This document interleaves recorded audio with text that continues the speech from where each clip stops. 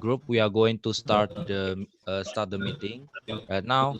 So I would like you please to first to mute your microphone first, and so we can go move on to the session today.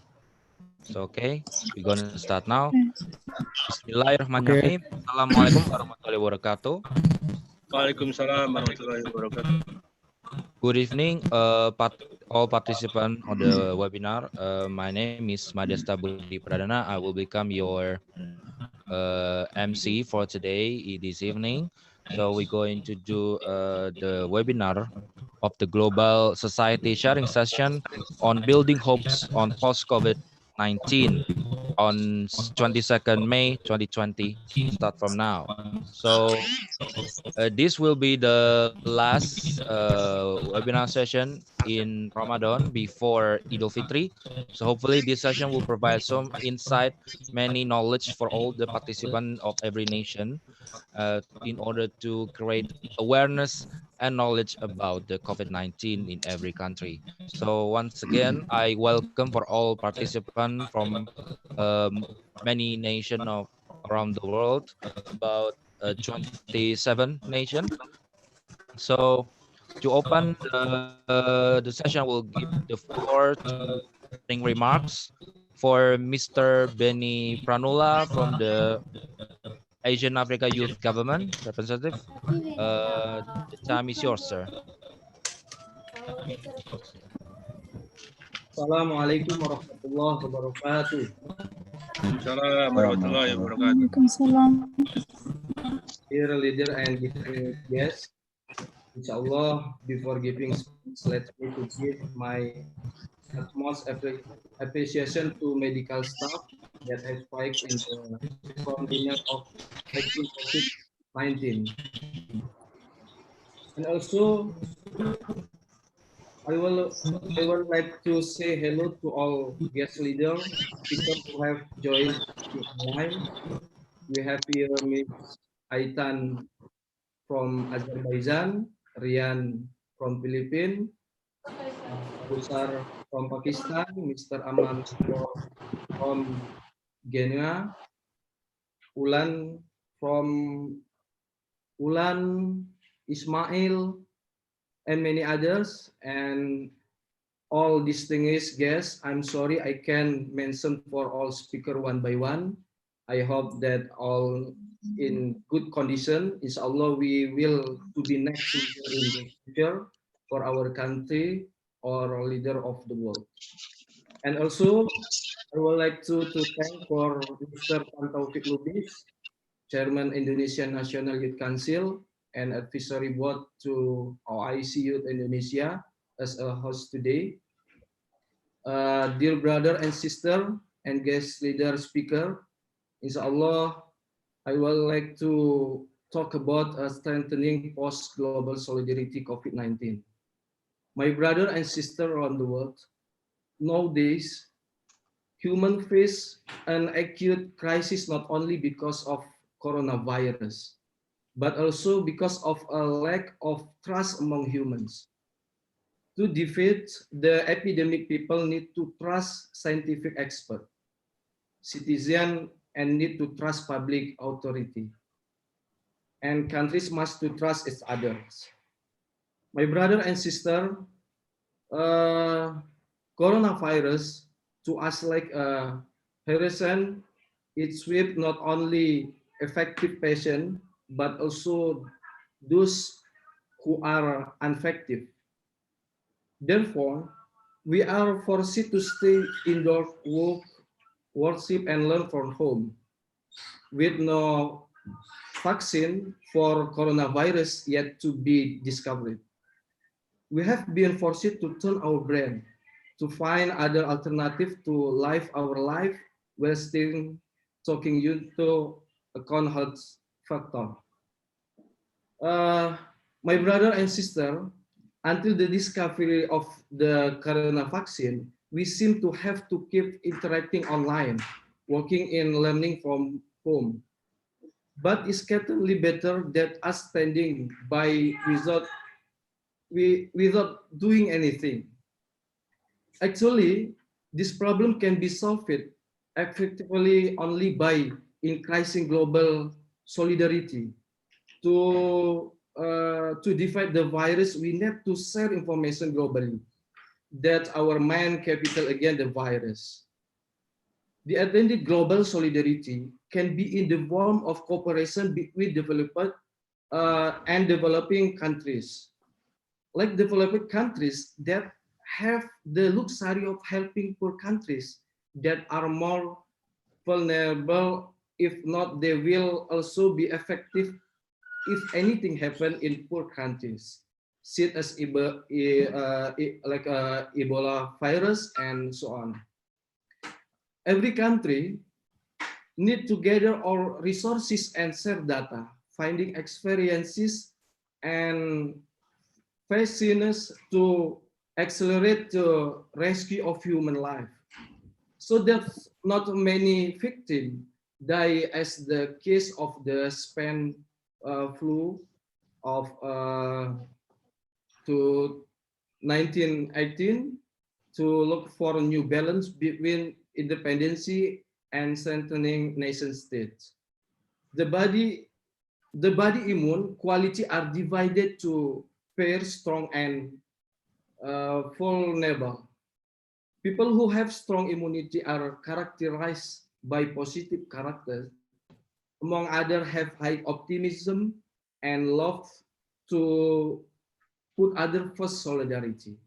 An optimistic attitude, an attitude that leads to the solution of every problem.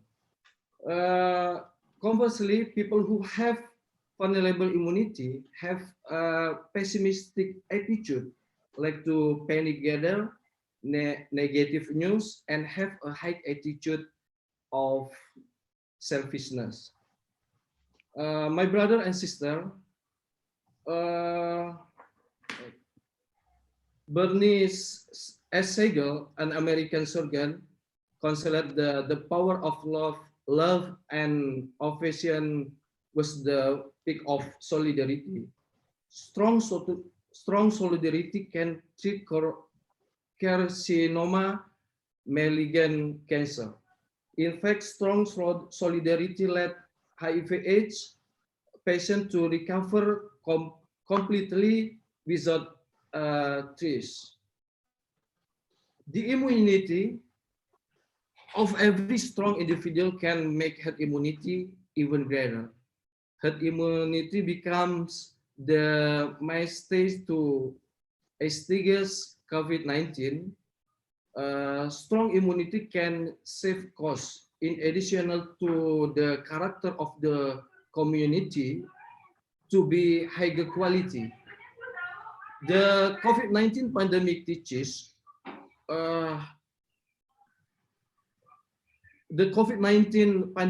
teaches all the inhabitants of the AIDS high solidarity to be able to face. I think enough. Thank you so much for your attention, and tomorrow happy fasting for the last 4 of Ramadan, and the day after tomorrow happy Eid Mubarak for all Muslim around the world. Wassalamualaikum warahmatullahi wabarakatuh.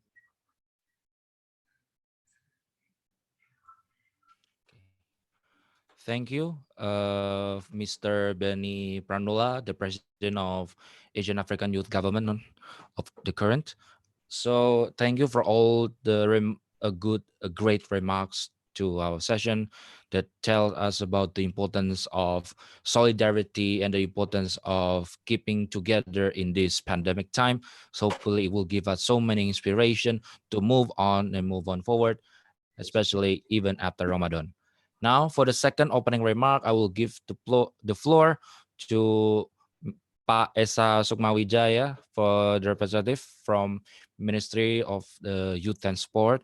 He is now present in the webinar session. So we are very honored to have him in our group, in our small session. So I will give the floor to Pak Esa for the Ministry of Youth and Sport. Time is yours, sir. Thank you so much. Assalamualaikum warahmatullahi wabarakatuh. Alhamdulillahirabbil alamin. Allahumma shalli ala sayyidina Muhammad wa ala sayyidina Muhammad. Peace be with you all. Alhamdulillah, it is a good opportunity.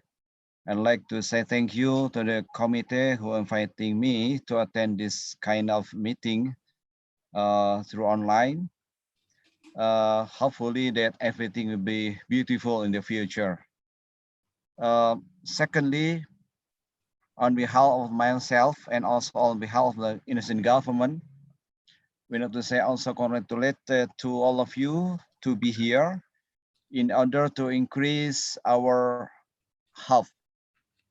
Why? Because as human being in the world, we have to optimize whatever happening in the world, because under direction, under takdir, qadarullah from Allah subhanahu wa ta'ala.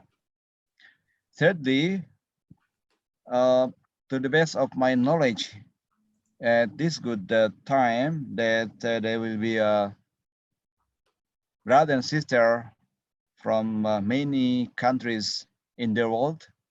But before I continue my remarks here, I'd like to say also thank you to Mr. Tan Taufik Lubis. He's the founder of OISUIT Indonesia and also the chairman of the National Council in Indonesia as well. And also Mr. Ketum. This is a special calling for Mr. Beni Pramula, Mr. Ketum, Mr. Leader of the President of the Asia Africa Youth Government, and also advisory board to OIC Youth Indonesia. Dear brother and sister, as we know that nowadays, as a human being in the world, like I mentioned before, that we have to struggle to fight for the strong leadership, strong togetherness in order to face what we call pandemic of coronavirus 19. This is a reality. Long time ago, Allah say that every happen in the world because of the creature of human being itself. As the ummah of Islam in the world, I'm quite sure they have to, what I mentioned before, we have to optimist. This is because of Allah. Coronavirus 19 is the creature of Allah as well. We have to think. We have to learn deeply. We have the strong commitment, whatever effort, endeavor in order to overcome the challenging because of the coronavirus 19. It's suitable with the theme of our discussion tonight, this evening, talking about our awareness to face building hope in line with the tragedy of the COVID-19.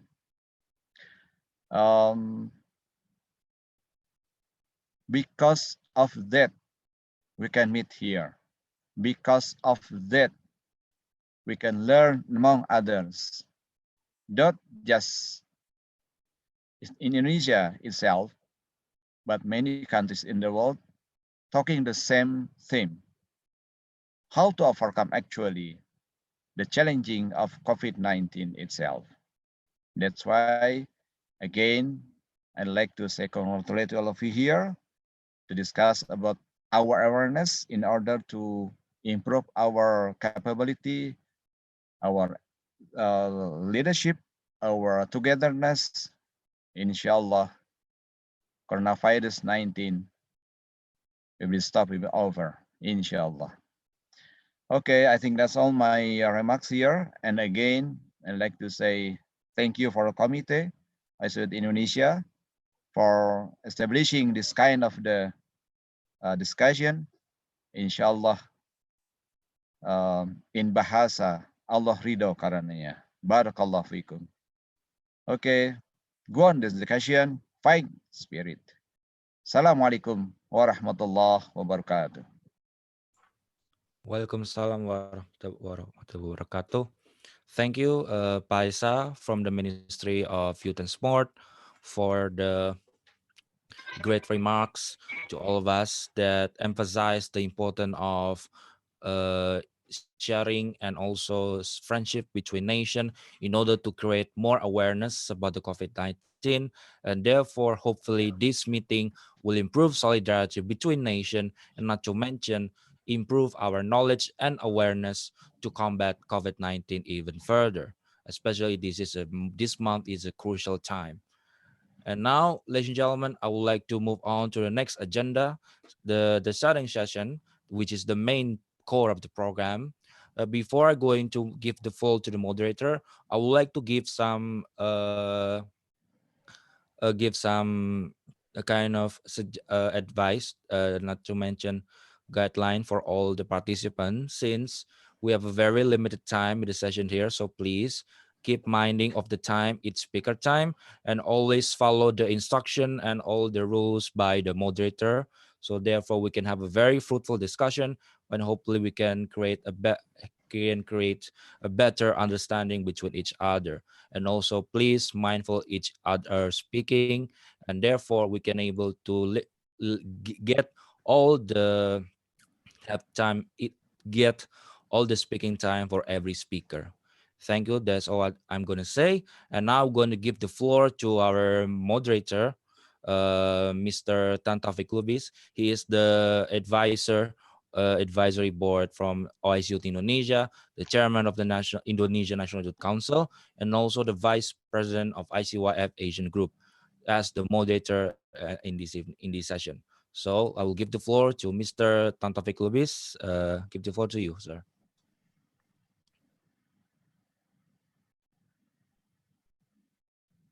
Hello, Assalamualaikum. Welcome, salam, Thank sir. you.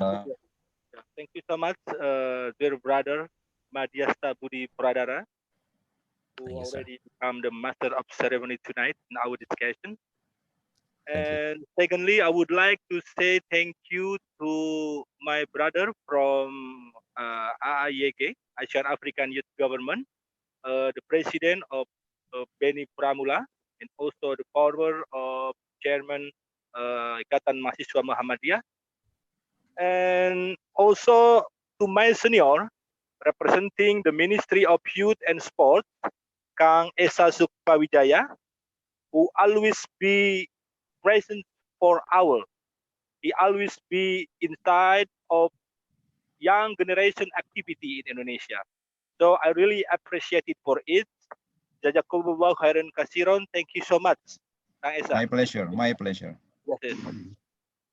And also I would like to thank to all the speakers who already here. I already saw the president of Birtuway International Youth Union, Mrs. Aitan Aliyepa, is coming from Azerbaijan, and also my brother Ahadza from Pennsylvania, United States of America, Astrid Nadia Rizkita, the Secretary General of OIC Youth Indonesia, my brother Naufal Kubra from Morocco, and also board member of GSW of Gristway, and my brother Omar Aziz from Algeria. He is the CEO of the Battle of Algerian Forum, and my young lawyer from Turkey, my brother Bilal Koban. Hello.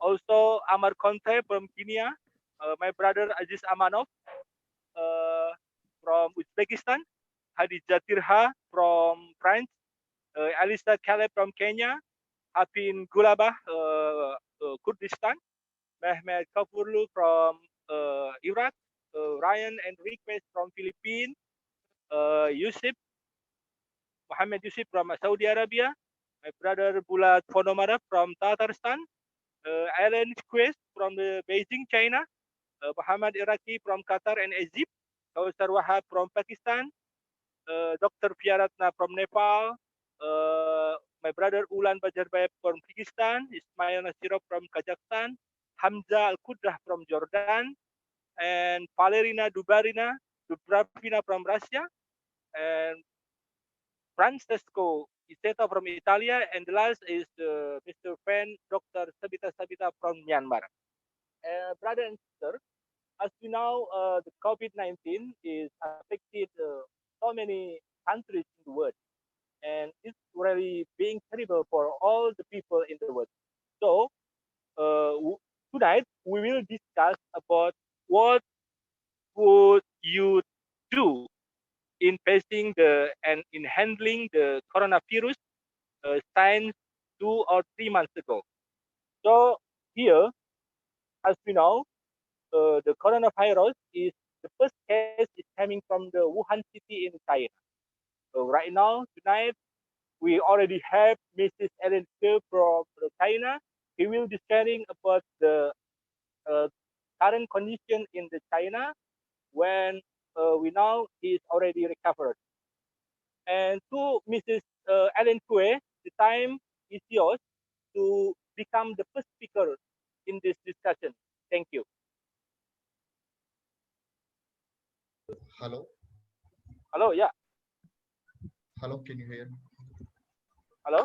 Yeah, hello? Yeah. Hello? Yes, go on. Yes. Good. So Yeah, for Ellen Kue, you hear me? Ellen,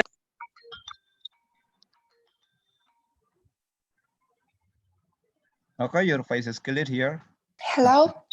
yeah, the first speaker is from China because the first case is from the Wuhan city, and I give privilege to Mrs. Ellen Kue to deliver speech for the first time.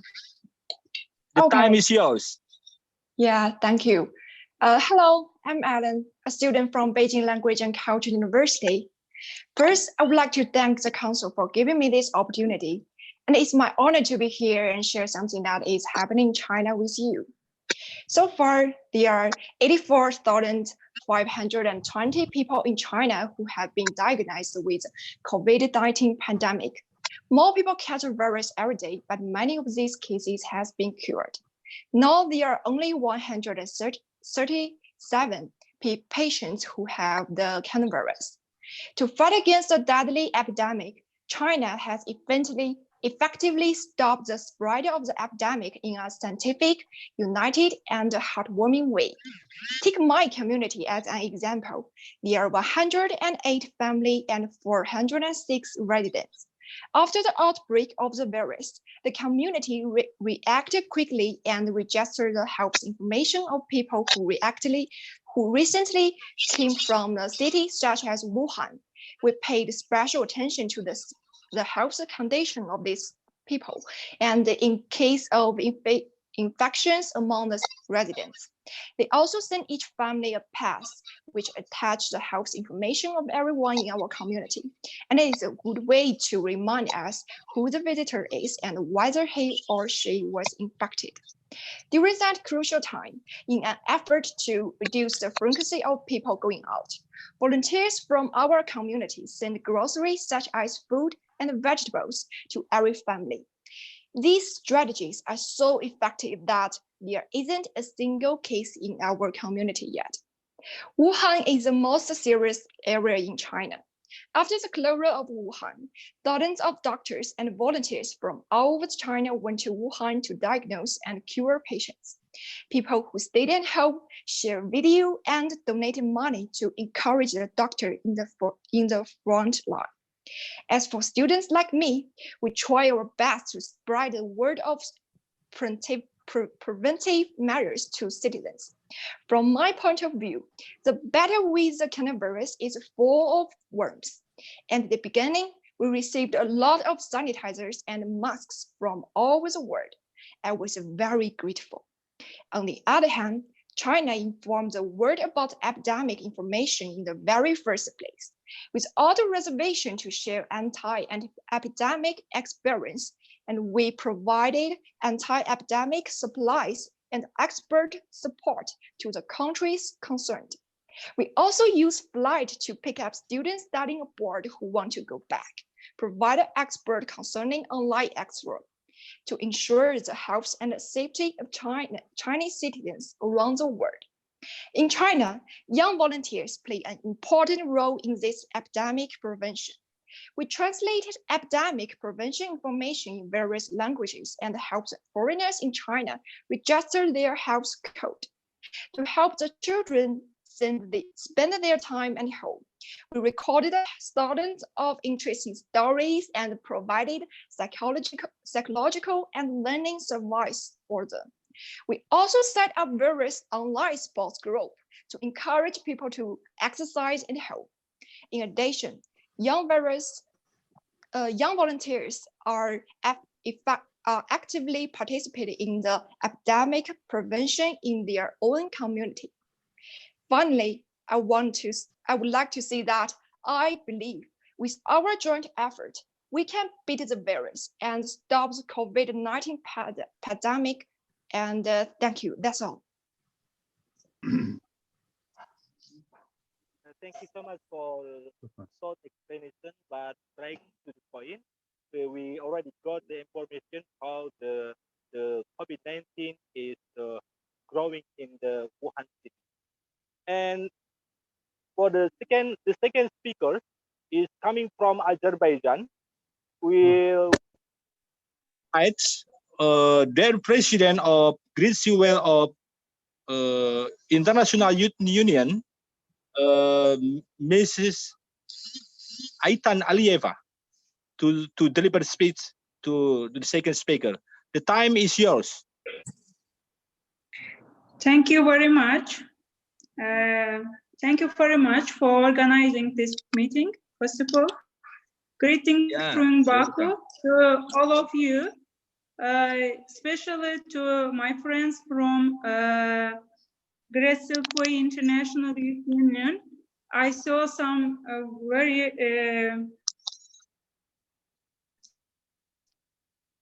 friendly faces. And I talk about the situation after coronavirus started in Azerbaijan, and then shortly we'll notice something about Great Silkway, the activity of Great Silkway. At the first time, early in March, a crisis table was established, and they making crucial decision for fighting against the coronavirus. Then they decided to go into lockdown regime in order to preventing the spreading of virus. But before the quarantine regime, government was preparing people to this new regime stage by stage for preventing the possibility of chaos. Then preparation stage were included the giving prohibition, the working time of cafe, restaurants, and then the country switched into quarantine regime. During this regime, all work stopped except crucial ones. And for entrepreneurs and people, government raised fund to support their business. For getting this support from the government, people have to register and to apply for support. The support included entrepreneurs, workplaces people, and young people, and older people. And even the government has gone to promises from taxes to a business owner.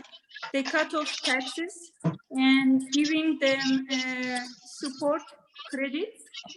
Nowadays, the current regime prolonged until the end of May, but the country is finishing regime stage by stage with opening. Yes, it's okay. It's okay. Okay. Yeah. Nowadays, current regime prolonged till the end of May, but the country is finishing this regime. The plan to finish this regime stage by stage stage by stage with opening workplaces. During the regime, people was getting permission for special needs with the help of SMS system, and it was created by the crisis table. By the way, crisis table they included people for different ministries, and by the using SMS system, they get the special number with special code, and they get permission for special cases with their ID card. And this is the general situation in Azerbaijan during the current regime. And some statistics, if you want, I would share. We have, in general, 3,749 people have been diagnosed with coronavirus in Azerbaijan. And unfortunately, 44 people have died, but 1,279 people are being treated in the hospital right now. And more than 250,000 tests have been carried out in the country so far. About the youth activity, as you know, we are international organization, and we joined some international virtual conferences, and in local level, we prepared online concert programs for and some training courses, online training courses for young people, and we share with our social networks. And we are planning to organize annual meeting of our member organization after Ramadan. So that's all my view about the coronavirus. I hope that we are now holy month, Ramadan. I hope that after Ramadan the process will raise, and we will back to our normal life as quick as possible. This is my hope, and I think that we need such a initiative to come together and to share our view. That is all my view about this session, and I would like to congratulate to all people. After one day, we will celebrate the end of holy month, Ramadan. Happy Ramadan to all people who celebrate it. Thank you for organizing this activity, this session. Thank you. Tantan, thank you very much. Nice to meet you. It was very nice to meet you. Hello, hello. You are in mute. Thank you. Yeah, you're welcome. You're welcome. You're welcome. Can I represent India? Yeah, because we have the limited time, so I will take to the next speaker. Is also still the woman, to our sister from Francis, Miss Hadija Turha, to deliver his speech. The time is yours. Assalamu alaikum to everyone, brothers and sisters. First of all, I really want to say thank you to Sir Tawfiq Tantan for the invitation. To be honest, I told to Mr. Tawfiq that I will talk about France because I'm in France, but I'm from Italy, so I don't live here. But when coronavirus started to spread in Europe, I was in Morocco in March, and they delayed me 2 times my flights direct to Italy. So I decided to come here in France because my family lives here. About my personal experience here in France, in Strasbourg. Strasbourg is one of the most affected region by coronavirus. So we really we were really sad about the situation because the lockdown was really hard for all France citizens here in Strasbourg, and our how can I say, our quarantine started 17 March and it finished 12 May. So now we have not too much limitation comparing before, but we can go outside without permission in the telephone or in the paper, but we have the limitation, so we can't go out more than 100 kilometers. So we have to stay in our city. We can't go in Germany. Strasbourg is close to the Germany border. We can't go in Germany. And about my experience, at the beginning, I was really sad because I didn't expect to come here in France. I thought that I will be back in Italy and I will start my dissertation because I'm doing a double master degree in international relations between Italy and Morocco. But subhanAllah, I learned from this experience that the best plan is from Allah for us and for me. So I accepted the destiny, and I used this time to stay close with my family.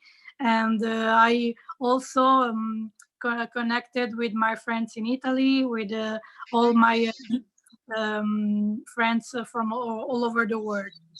Thank you so much. Yeah.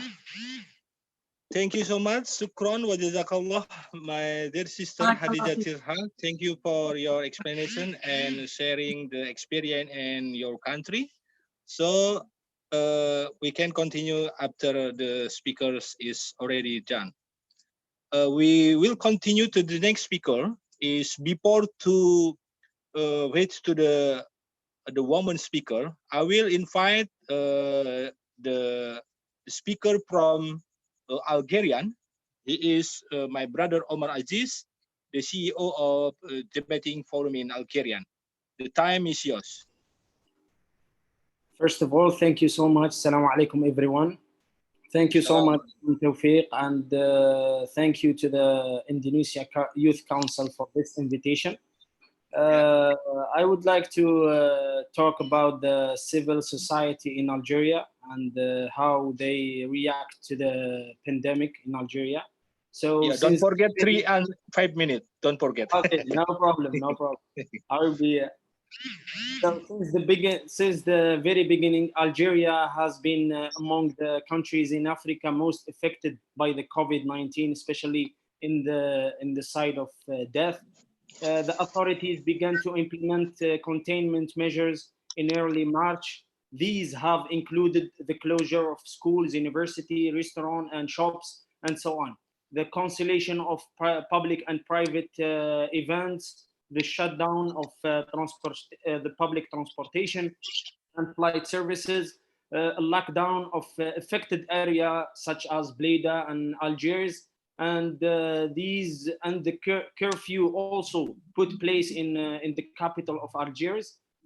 In fact, the country is suffering not only from one but two shocks. The first one is the COVID-19, and the second one is the sharp decline of oil prices. And we all know that Algeria is a country that the economy is dependent on the oil prices. So the government now is trying to protect salaries in the public sector and the healthcare spending. Many efforts are also being made to limit the spread of the coronavirus disease. Given the gravity of the health crisis, the resilience and capacity of Algerian civil society as well are put to the test. Citizens' initiatives have quickly seen the light of the day in the different regions of Algeria in order to make up the shortcomings of the authority. Surprising surge of solidarity has mobilized numerous associations, private economic actors, informal networks of young people and individual citizens. There are three kinds of responses that the progressive civil society in Algeria got itself into. The first one is the emergency response, which include cooked food, iftar for everyone, and so on and so forth. The second one is the medical assistance and the personal protective equipment, and the third one is and this one is the very important one, is the political and administrative critique of the government, which and its weak response to the COVID-19 crisis. This critique made sure that the government had to shift away from very dramatic populist actions, clapping and giving thanks to the medical staff, to the actual COVID battle of raising the number of tests, preparing the infrastructure of the hospital, and etc. So there are several noteworthy initiatives, especially the informal networks, one of which I am proud to be part of is the initiative that called We Algerians. We Algerians is an organically born group that started when the COVID-19 crisis started in Algeria. It started with a group of friends with a great desire to help their country. And today we are over 100 independent Algerians over the planet with expertise in medicine, science, engineering, and computer science, all united for one purpose, is to help Algeria and the crisis in Algeria. So now we are currently working on several projects. I will just say this one, speeding up the testing capacity of Algeria, importation of test kits for Algeria, mass production of protective masks, face shields, and so on and so forth. So this is our initiatives, We Algeria, and I hope everyone enjoyed this small lecture, not a lecture, just a small pinch of our initiatives in Algeria. And thank you so much, and happy Eid to everyone. Yeah, thank you so much, my brother Omar Aziz from Algerian, for your explanation and your presentation. So we're running to the next speaker is from Africa. We're going to the South Asia. We call and invite my brother, the CEO of Philippine National Youth Commission, my brother Ryan Enriquez. The time is yours. Yeah. Hello. Yes. Yes. Assalamualaikum. Greetings of peace to all. I am privileged to join you all in this significant virtual global gathering of young leaders. Yeah. Its future depends on the initiatives being undertaken to address this pandemic. My name is Ryan Enriquez, and I'm currently the chairperson and chief executive officer of the Philippines, the National Youth Commission.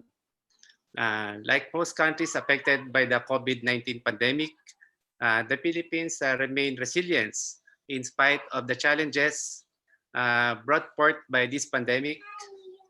Just yesterday, I have an opportunity to take part in a town hall meeting with the Sangguniang Kabataan and other community and school-based youth leaders. The SK, as we call the council, comprised of youth leaders from the barangays or villages who are elected by their peers.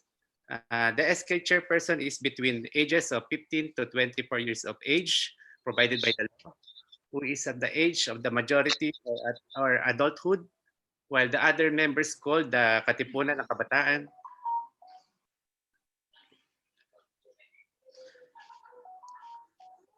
Yeah.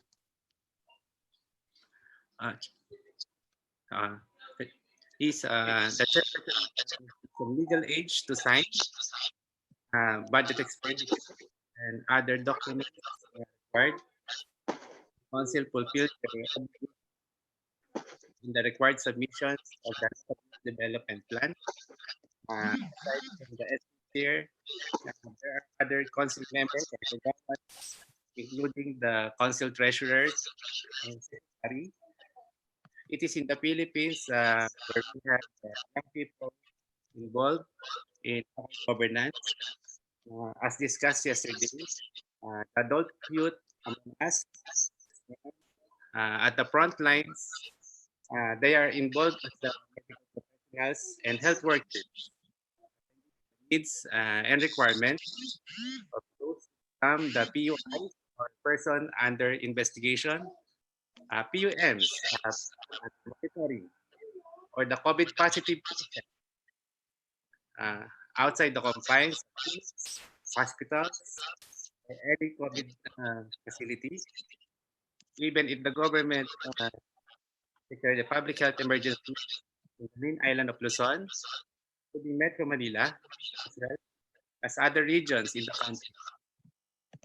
And in spite of the nationwide call, stay home, the community-based youth leaders unleash their created energies in designing face masks and face covers using indigenous materials and distributed them to the frontliners, manning to the checkpoints and COVID testing facilities.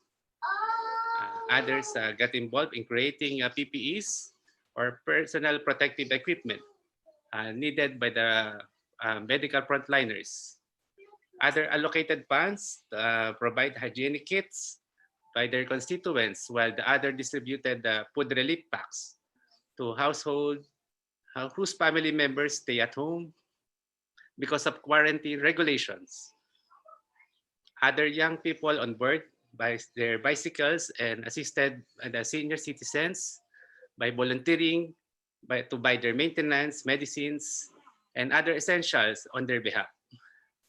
While we have yet flattened the curve, our national government, under the leadership of President Rodrigo Duterte, implemented assistance through the social amelioration program that provided by the national assistance to marginalized families affected by the enhanced community quarantine, or we call it ECQ, assistance in terms of food relief package and hygiene kits were provided by the local governments. Middle-income workers, overseas Filipino workers, as well as those in the small and medium enterprises were provided assistance. Payments or utility bills like electricity and water and even deadline extension, as well as the rental or housing facilities. While our country is adapting to a new normal, I see glimmers of hope in education, like our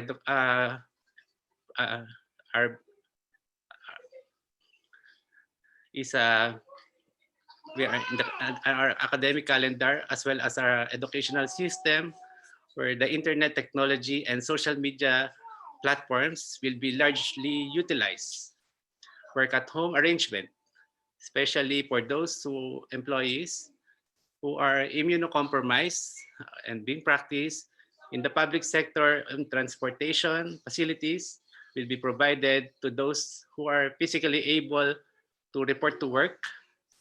The basic social distancing measures in all transportation facilities, train, land, and air, will be strictly followed. Our Department of Transportation is preparing measures to maintain sanitations, especially in public train systems, and we call it MRT, LRT, and the Philippine National Railways. Same sanitation measures are required like for bus companies that also inclined to implement social distancing and allowing only to the entry of the limited numbers of the commuters. There are plans that need to follow on how to go about this. For the students and colleges and universities, major shift to the conduct of online classes is being considered. Generally, investing on an efficient facilities is now a major concern. The virtual technology is the best form of communications being utilized like what we have now. It appears less costly compared to traveling expense country yet that our outcome remains. And the last few years, although the teleconferencing has been initiated, this Zoom applications is very efficient way to learn from each other through virtual interactions. There are other applications being used as well as Facebook and Google. And because we are not totally deprived to stay connected, this pandemic provides us with the opportunity to rethink our goals and plans to a good news and fundamentals of business, education, and empowerment, employment, and financial transactions. Personally, I'm very optimistic that there still remains a good reason to communicate, cooperate, and draw plans on projects virtually. What we need is an open mind to accept the new normal and its idiosyncrasies. Remain idealistic, and some of you, because that is one way to change for the better. At the NYC, we have strategies to achieve the goals of the Philippine Youth Development Plan by continuing to strengthen the clusters of youth participation, namely active citizenship, education, environment, employment, governance, global mobility, health, social inclusion and equity, peace building and security. And because we want to prioritize the strategies to address mental health issues brought about the community quarantine, we have webcasts encouraging the young people to talk about their concerns about love, life, and relationship. We also have online spoken poetry and video contests, so the creativity of young people are enhanced and utilizing social media platforms. The new normal requires all of us to make the necessary adjustment to make our life a little bit better. Let us all acknowledge our Creator is also with us in achieving our work plan and balance despite of the pandemic, and pretty soon and COVID-19 vaccine will be available for all of us. So thank you to your attention, and this is Ryan Enriquez, and thank you very much. So, Tan, so Tan, hi Tan. Sorry. So, Thank you so yeah, much, Brother Ryan Enriquez. Your explanation is very comprehensive. so I think the yeah, National Council in your country is involved very hard with the government. It's the same with Indonesia. National Council and all the youth organization already involved in handling the coronavirus in all of Indonesia. Thank hi you. Tan. After Philippines, we will Tan, jump to Tan, 1 minute. the Russian region. So, I will Tan, invite my hello. brother Bulat Ponomarev is Tan, can I take 2 minutes? to Yes. deliver speech. Thank you. Hello, Tan. My brother Bulat, we Hello. invite you to deliver speech. The time is yours. I can hear your voice. Bulat, Hello. I can hear your voice.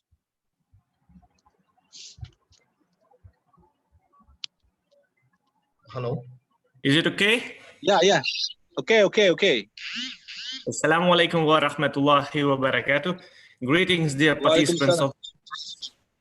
Send you warm salam from the capital city of Tatarstan Republic, the city of Kazan. Kazan is and Tatarstan is one of the subjects of the Russian Federation, one of the most developed economically, by culture and historic.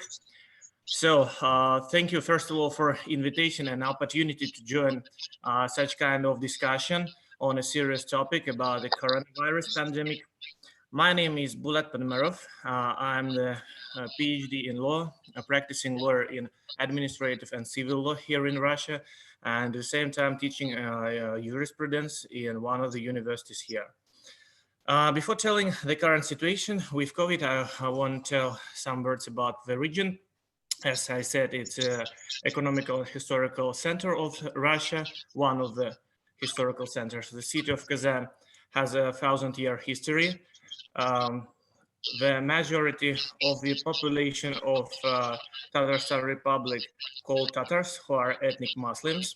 And actually today we celebrate a big holiday, the day when our nation converted to Islam in 222 AD.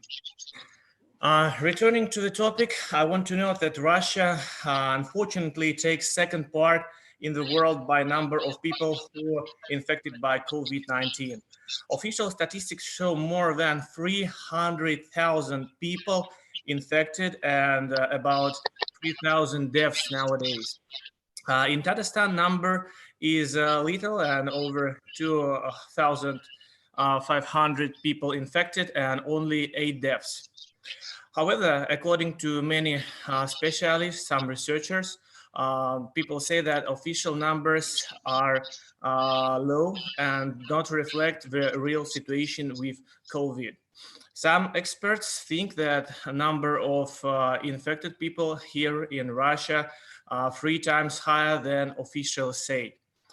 At the same time, according to some data, Russia is getting a bad record for the number of dead doctors.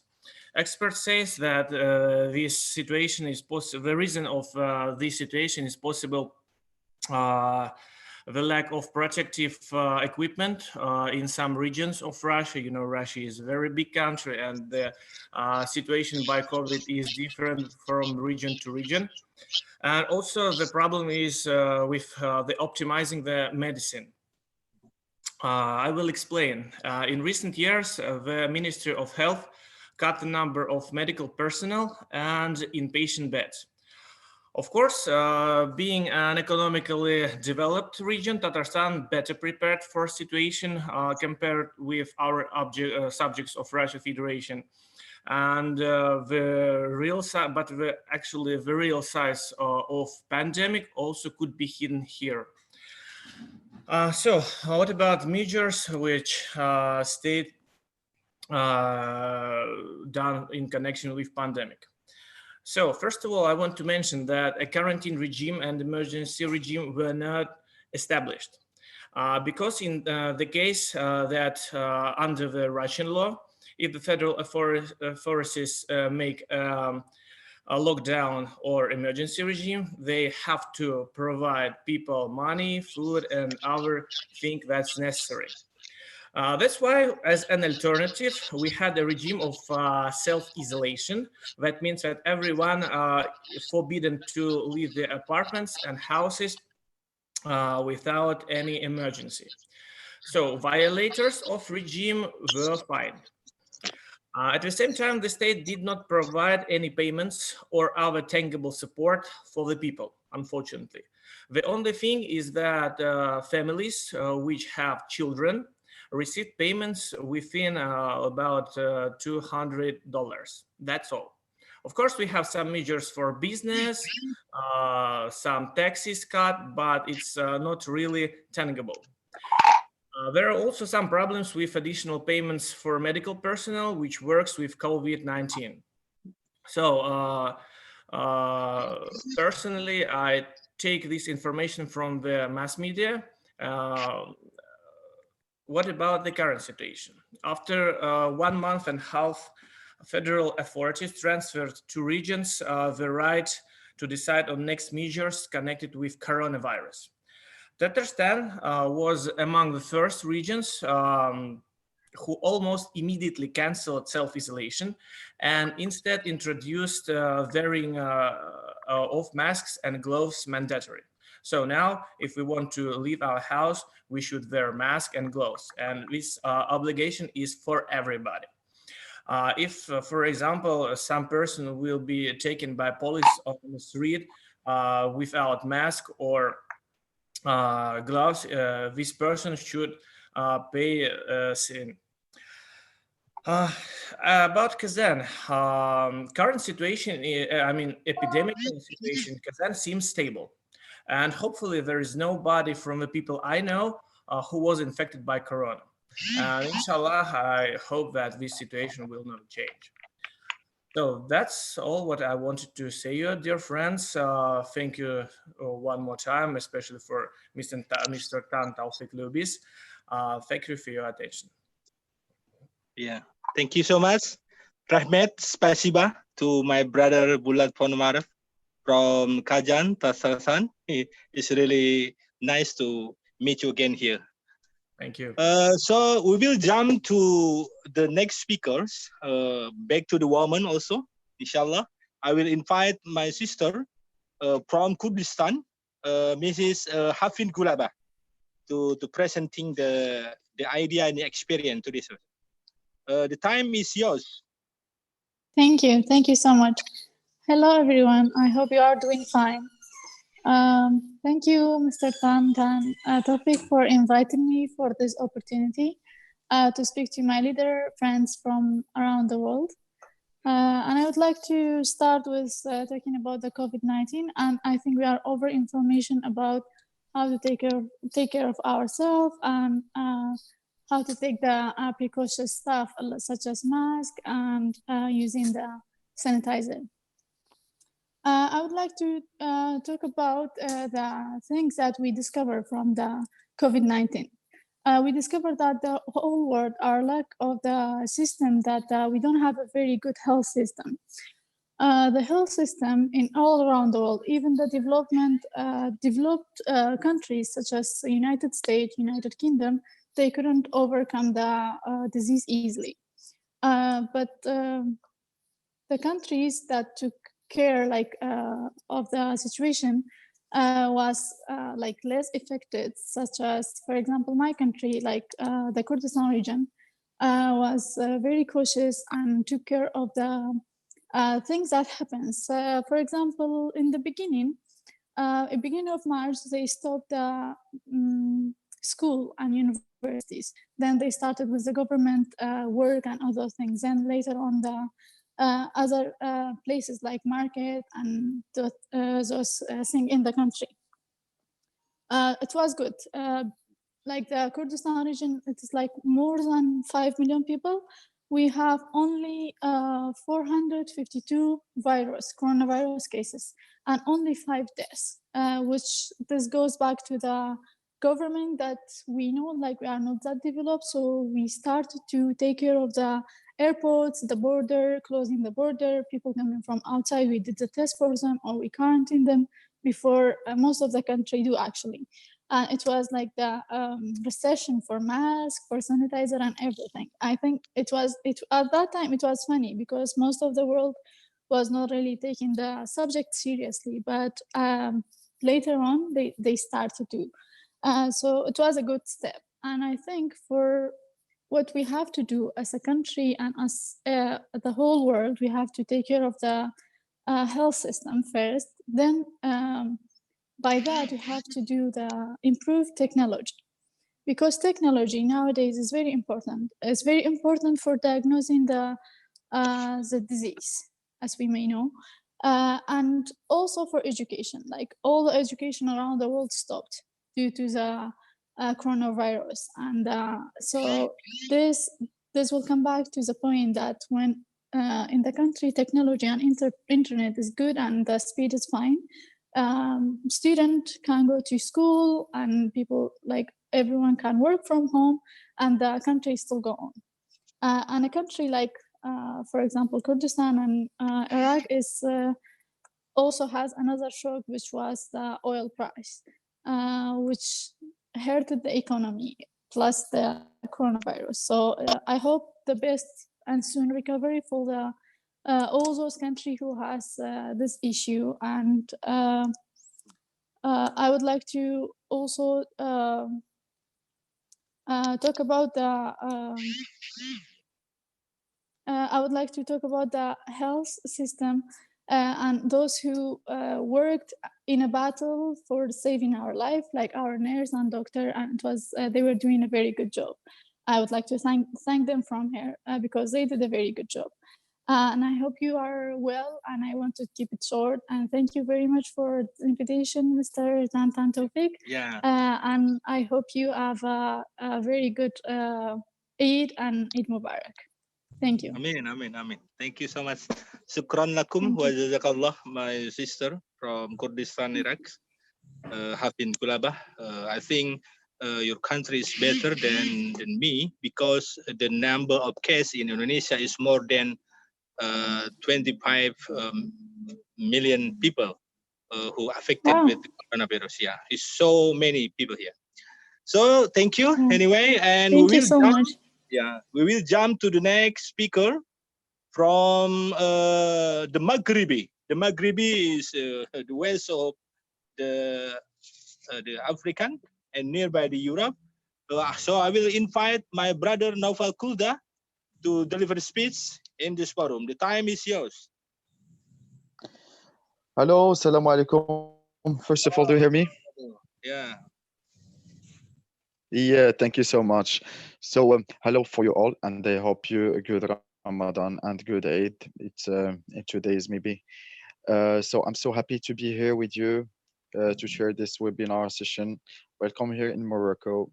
So I think this is the first time that we meet each other around the social media.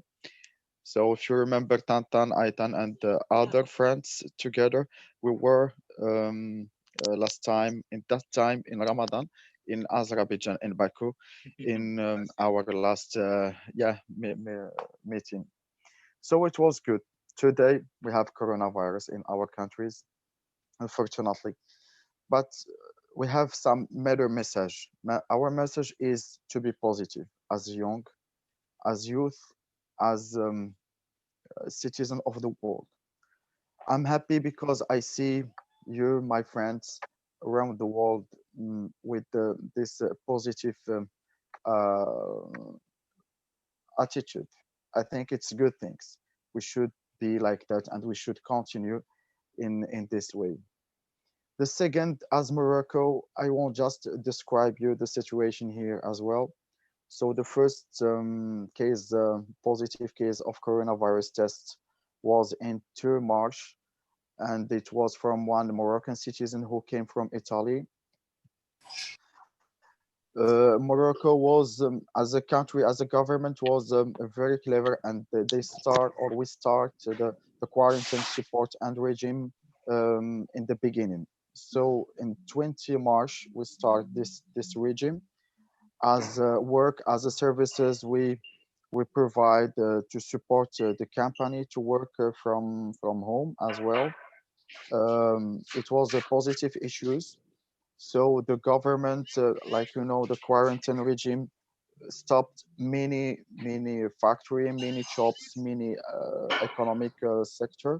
So the government supports the poor family, supports also the active people that they lose temporarily them work, and this support, it was for three times from March, April, May, and June.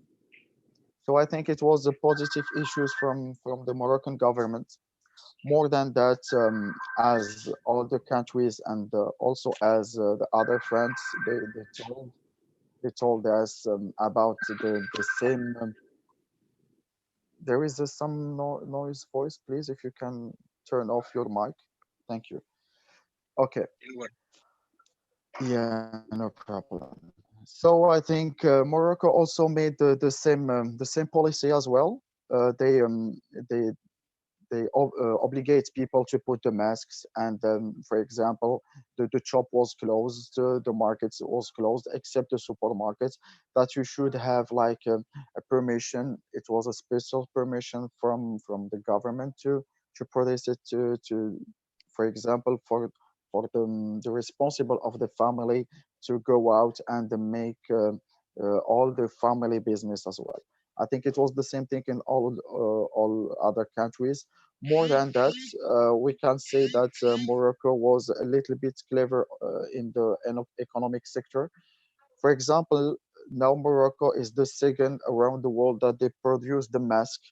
You can imagine today we have more than 10 million masks per day that we produce. And more than Morocco now, the masks of national mask was exported to the other countries such United States of America, Europe, and the other African countries. That's first. The second, the Moroccan government also supports the ideas of the youth in all the sector as a social sector and also as a research sector. For example, if you have an idea that it will serve well the coronavirus or to stop the coronavirus was supported by the government. Sorry. So for that, now Morocco they can, for example, produce the respirator machine here. So more than 500 unity that it was made per week, and more than that, Morocco exports these machines to Africa, United States of America, and other European countries like France, Italy, and Spain.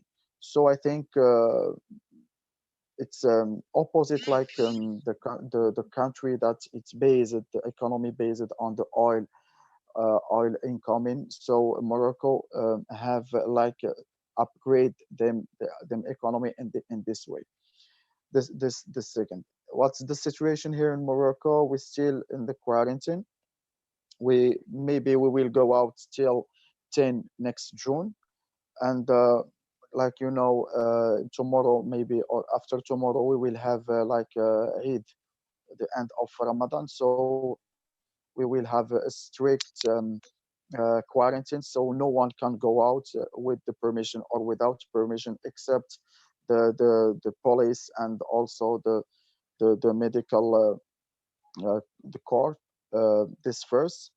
About the statistic today in Morocco, we have I can share with you some, because we have a website. It's alive now. We have such maybe 703,000 positive case. We have recovered. It's 430,000.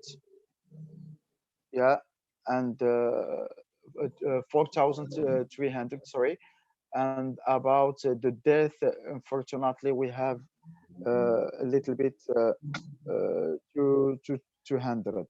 So the number of cases of people that they still in the hospital now, it's around 207,000 6 people in this in our hospital. I think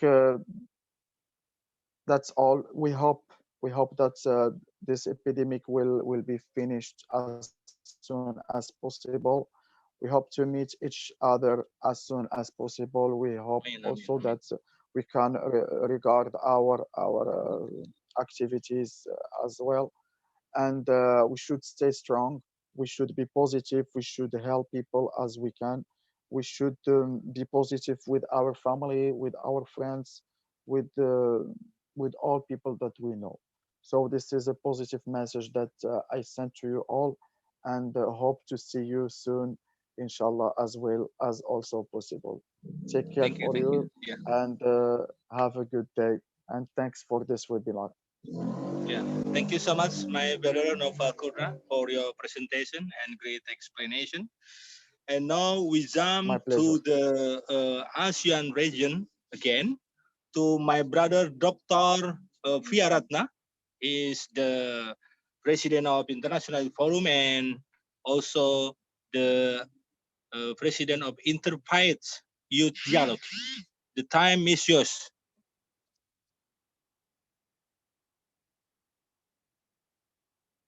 Yeah, 3 and 5 minutes. Yeah, the time is yours, my brother, Dr. Fia.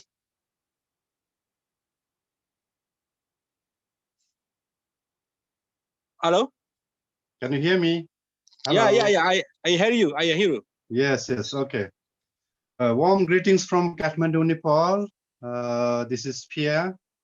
Warm greetings from National Youth Council of Nepal to National Youth Council of Indonesia. And thank you very much, Mr. Tan, for giving this opportunity to meet again the friends from around the world. And amidst this unprecedented COVID-19, which was the world community that we didn't expect such kind of situation that will be happen. And due to that, we all are locked down in certain way that our life had been very much restricted. And our leaders, our people from around the world is we have to change the pattern of life, because this has not have been experienced by anyone. So we had this kind of viruses for the past years. It was just lasted only few months and few months. So it didn't become a pandemic, which is spread around the world. And talking about this current situation in Nepal, this is Mount Everest, landlocked country, which is the population of 31 million. And we have been landlocked between China and India. And as far as we have been locked down for 60 days today, and until June 2nd, our lockdown is still on, imposed by the government. And the airport is still closed until the end of this month. And still maybe due to the increasing number of coronavirus situation, the lockdown maybe go further on that. So due to that, these lockdown and coronavirus situations, all the people are getting more problem with their food and the mobilizations. So part of us from around the world, the leaders and our friends, we should also talk about how we should cope with this and how we help each other in their nations, in their community. As part of my responsibility here, as from youth organization, and with help of the some friends, we are doing some humanitarian works, distributing foods, rations, and even tomorrow, Saturday, we have a family of 100 people, 100 families. We are going to give away the food for those who do not have food to eat. And now it's becoming the humanitarian crisis due to this coronavirus. And we have this open border with India, which is more than 150 kilometers along the way is open. And from there, those who have been Nepalese who have been working in India, coming back, and compared to Nepal, the virus is in India is too much. Dr. Zaya will be explaining later about the situation of India.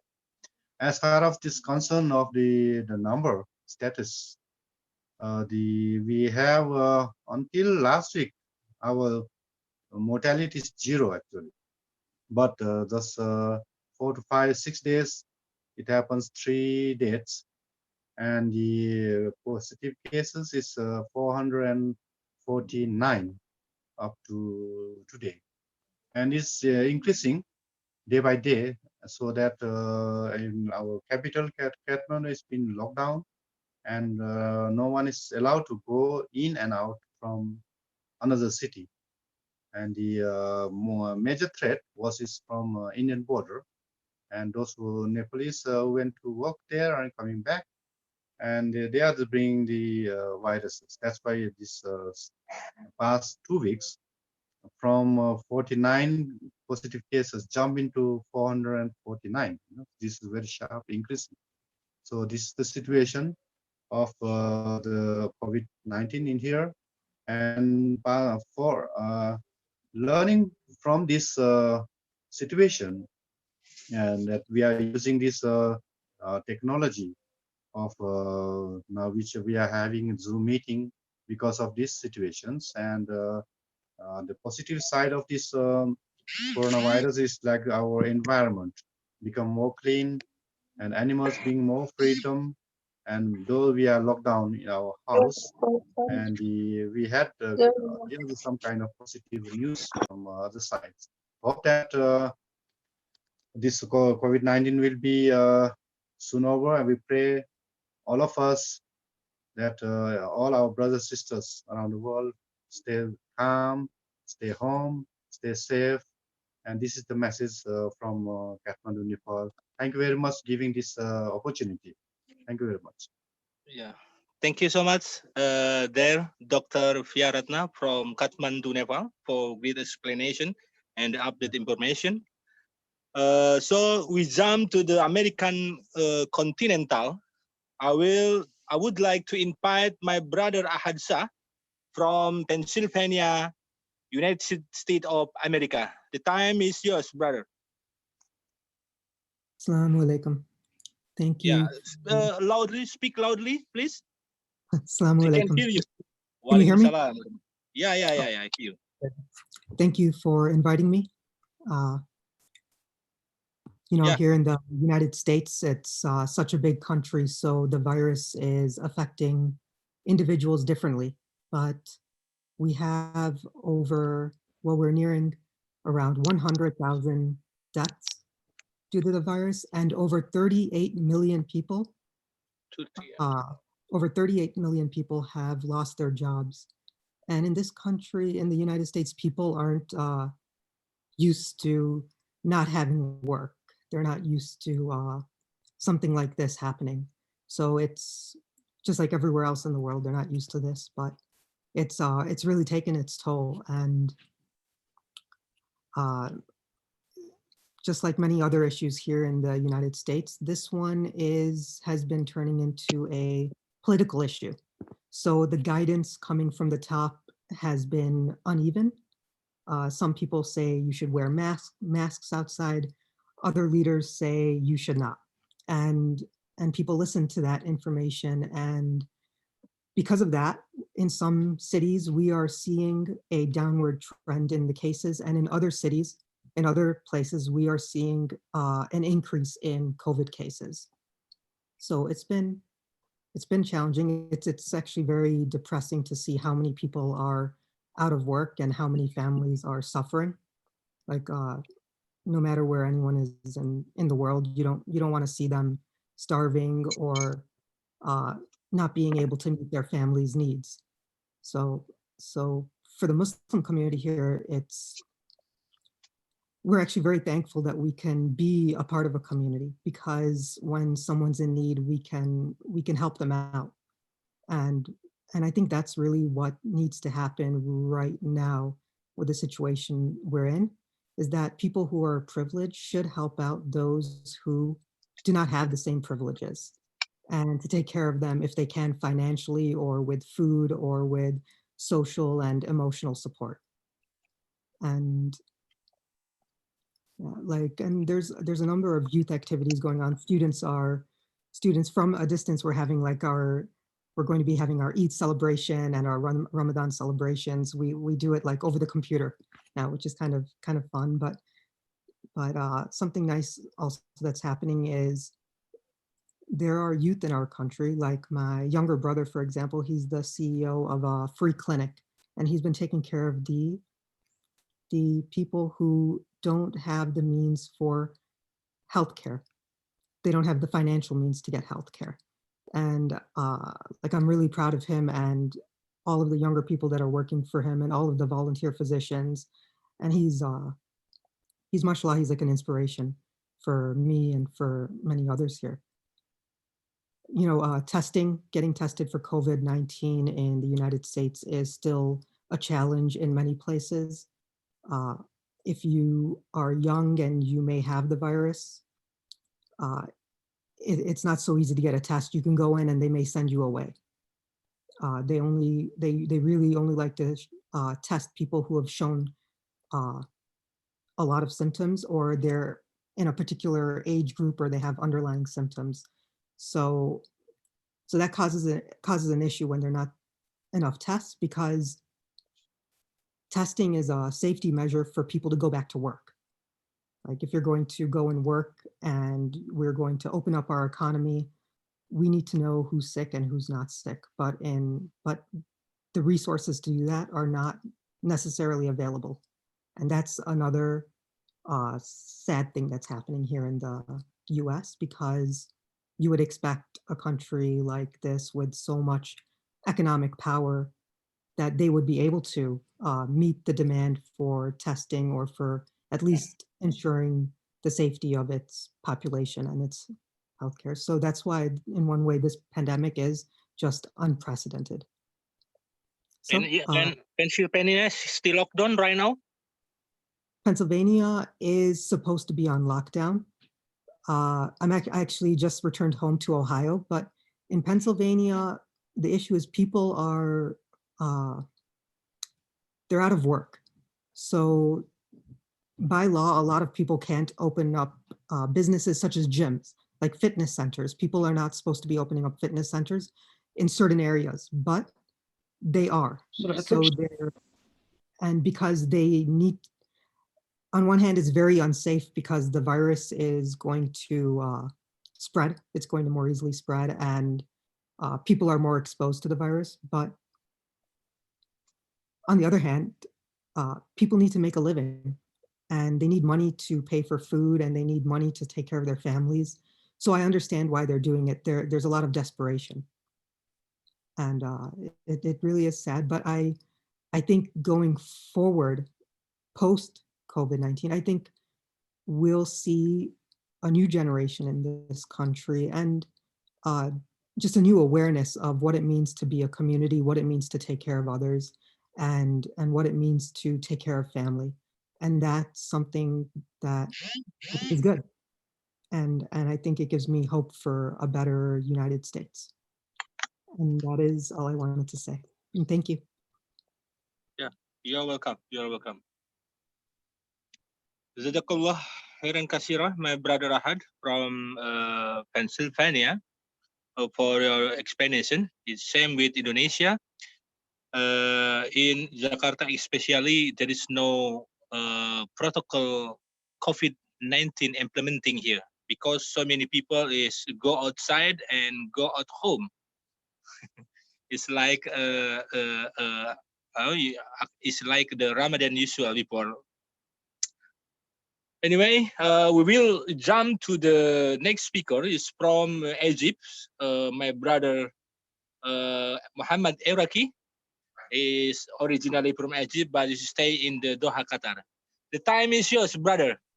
Dear ladies and gentlemen, it's my pleasure just to connect with you. Would you please, I need that chat just to come together and we collaborate together. So if you agree with me, raise your hands and say thumb up. If you are so, make it like this. If you didn't agree, move it down. Life before coronavirus was not that amazing. It's a tough time, which all of us we are living. It was not that fantastic lifestyle. So what I'm going to take you through during the 3 minutes is 3 stories which I'm going to share. 1, life before Corona. 2, life during Corona. And for sure, Corona will pass. So life after Corona. And I don't have a presentation, but I have a fast one. We're working long time, guys. As you can see, we wake up at 5:30, finish work around 4 or 5. Then life is unbelievable. Almost 13 hours being busy. I'm one of the managers working in the airline industry. We have meetings and we have M&Ms. Do you know what M&Ms stand for? Meetings and managers who are wasting our time. My wife is a fantastic designer who spent too much time in hair design. I guess she will tell me if she saw me showing hair drawing. and she's extremely busy running her business from home. I reach home, I'm totally exhausted with my family and my kids. We don't have energy. We're trying to sleep and we think about work, we think about business. It was really a tough time. I try to escape a little bit and I go with the, could you guess in the chat box? Dragon boat. I'm a dragon boat coach and I enjoy my time. And have a small time with the kids and my family, and we're drawing together.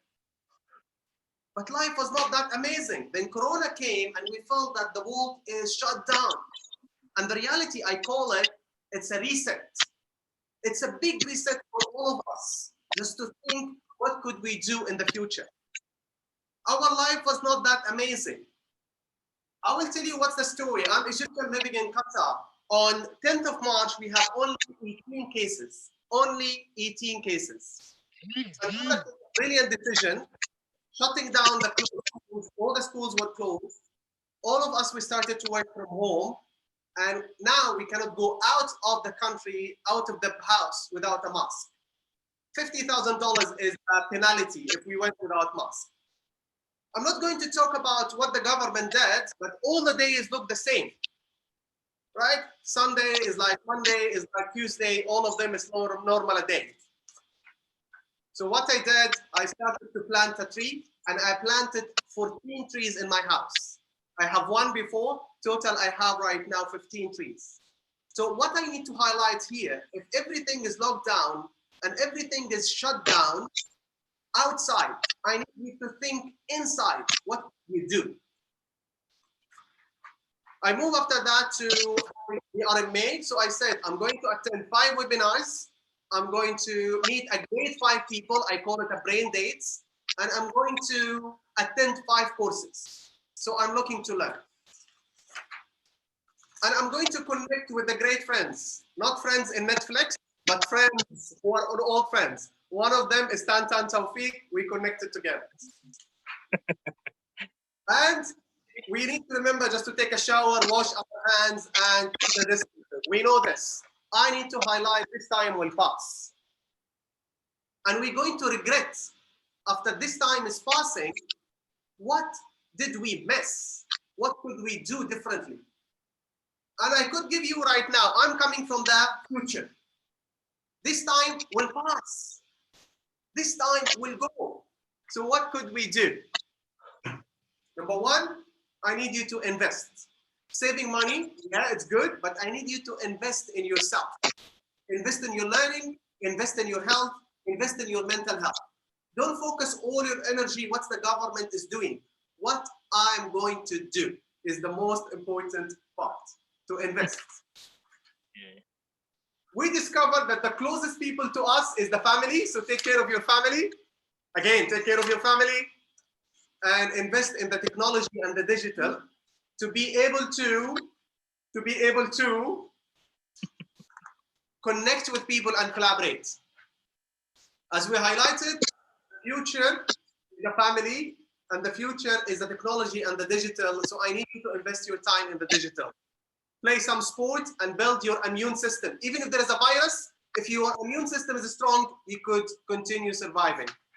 Don't forget to pray for our nation. The action plan right now, I need to you from the end. I need you, number one, just to invest in yourself, be agile, don't react, and don't wait for the government to react. But I need you to redesign and co-design together. Something which I suggest for everyone is just something what I call it a brain date. Brain date. Let's connect together. Right now we have a great conference. We have great people together are connected today. We need that connection to continue. So I recommend just to follow me there. This is my LinkedIn and this is my website and this is my social media. Come for a brain day. Share your ideas, what you did in your countries, what makes you successful as an individual. Let's make it individual to make a big, big difference. With that brain date, I close my discussion with you, connect together and build the future. What I'm going to share with you as well in the chat box, because you can read it, is what the Gulf countries they did together in life after Corona. The sheet will be in the chat box. Thank you. Yeah, thank you so much, brother. Jazakallahu khairan kasiran. You are really progressive revolutionary, and you are the real motivator and the real trainer. So you are working for the trainer. Really good, Professor Johnson. Okay, happy passing, happy break passing, my brother. Happy iftar, because it is time to iftar for your country. Okay, my brother and sister, we jump to the another continent. I think we have my brother Elisa Caleb from African region. He's coming from Kenya, and he's the young leader of Kenya. The time is yours, my brother Elisa Caleb.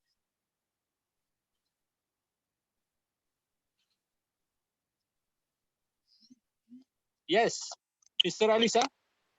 Yes, yes. Thank you very much. Yeah. Hello, everyone. Yeah, hello. Yes, yes. This is Elisha Caleb from Kenya. I'm the Secretary General and International Coordinator for the Kenya Universities, and also the young CEO. I run an IT company based in Nairobi, which is known as Elish Caleb. Elish Tech ICT Solutions, sorry. Yes, in terms of the COVID-19 situation in Kenya, currently the cases that are, as far as the statistics concerned, we have recorded 1,107 positive cases and 50 mortalities. People have just died from the virus. And at the same time, what I would like to say, the message of hope, and as far as this COVID-19 is concerned, it is the best time for us, the people, and as the leaders to stop up the ideas that we had kept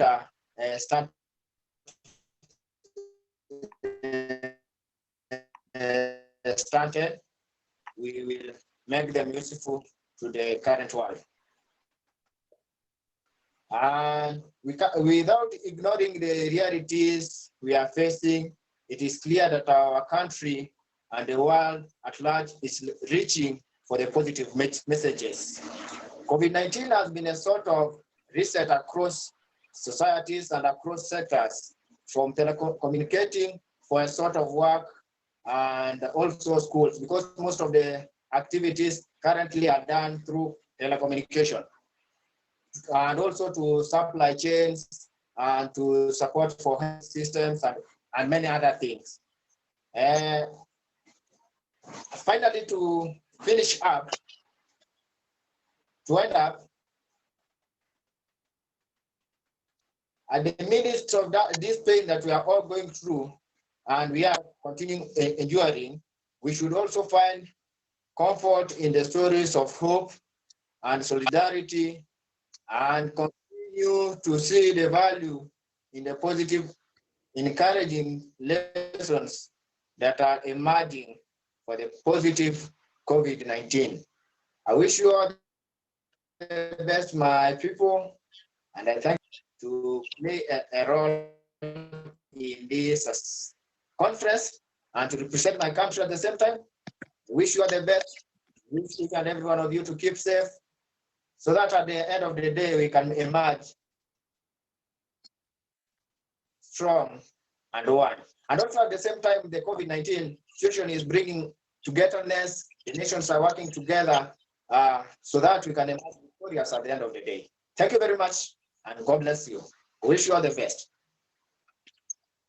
Yeah, thank you so much, my brother Elisa Caleb from Kenya. Is a real nice presentation. So after this, we will continue to the ASEAN region also. We would like to invite my sister, the Secretary General of OIS Youth Indonesia, Islamic Youth Organization of Islamic Cooperation, Ms. Astrid Nadia Rizkita. The time is yours. Thank you, Brother Tantan, for giving me the floor. First of all, I'd like to extend my greetings to the welcoming speakers and the guest speakers present. And I'd like to share about Indonesia, which has already been shared by the previous welcoming speakers, and also has been interesting to listen from the fellow speakers. So I'd like to highlight about 6 main points. Firstly, the current situation. So in Indonesia, the numbers are increasing day by day, unfortunately. And as of today, the total number of those infected is over 20,000, almost reaching 21,000. And those that are recovered are reaching 5,000, over 5,000. And unfortunately, the number of deaths also increased about 48 from yesterday. And today, the number of deaths recorded is 13,026. And there are two aspects as well that I'd like to highlight affecting the youth, which is the economy. And the number of those unemployed is also increasing, especially those from the informal sector. And the total projection of unemployment is 10 million. And regarding the economy, it is the small medium enterprise or SME that is contributing mostly to the Indonesian economy, also affected because the nature of this business is people to people. And due to the social distancing, which has been enacted as of mid-March, it has been affected. And as of nationally, there has been 1.2 million layoff from 72,000 companies.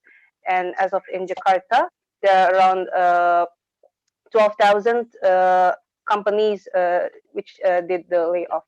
So these are the effects. And also, of course, with the education, the schools and universities are studying from home until the end of this semester.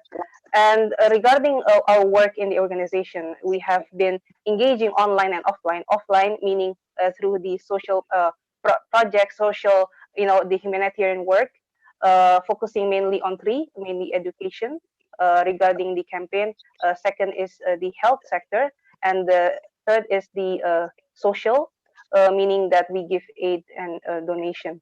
And as of online, which is what we're doing now, is we have engaged with various networks, nationally and internationally, and those in the NGO, the youth, and also the government, such as the Ministry of Youth and Sports, through our seniors in the deputy positions, and those, and also the millennial staff. In Indonesia, we have the millennial staff in government offices, and we have engaged with them online as well regarding recommendations.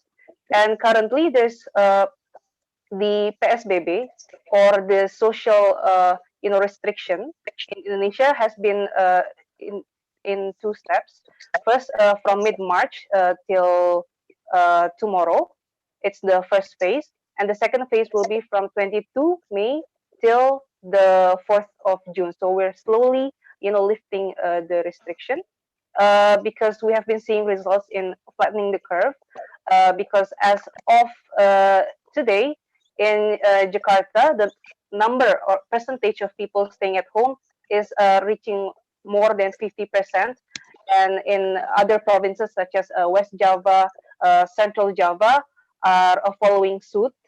And there's hope in that the numbers will decrease and the curve will flatten.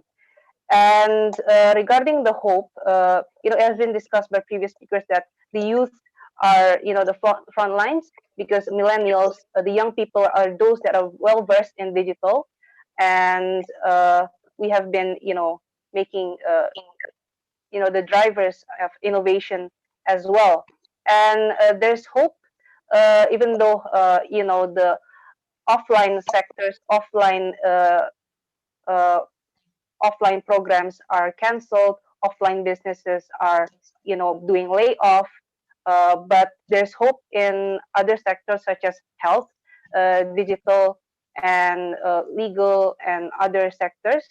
And also in Indonesia, businesses are starting to thrive, such as health, for example, in boosting the immune system, there's this traditional drink called jahe, and the SMEs in this regard have been thriving, have been seeing an increase in their sales. And regarding the hope, according to the referring to the theory by Michael Porter, it is a time in which nations are looking more inward.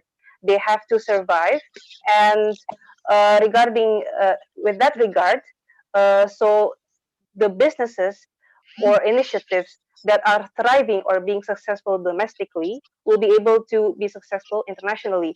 So there's hope in for the youth and for the businesses, and if we reflect and make use of what we have. So I think with that I conclude my speech, and would like to give the floor back to the moderator. Thank you so much. Yeah, thank you so much, my sister Astrid Nadia Rizkita, the Secretary General of Wise Youth Indonesia, for great presentation. Explain about the current situation in Indonesia, especially in Jakarta. So we jump to the next speakers from Pakistan. My brother Kaiser Nawab. He is the chairman of youth COVID handling in Pakistan. The time is yours. Thank you, Mr. Tan Taufik, my brother from Indonesia, and the fellow participants, speakers, and all those who are attending the session, either in the Zoom or either on YouTube channel.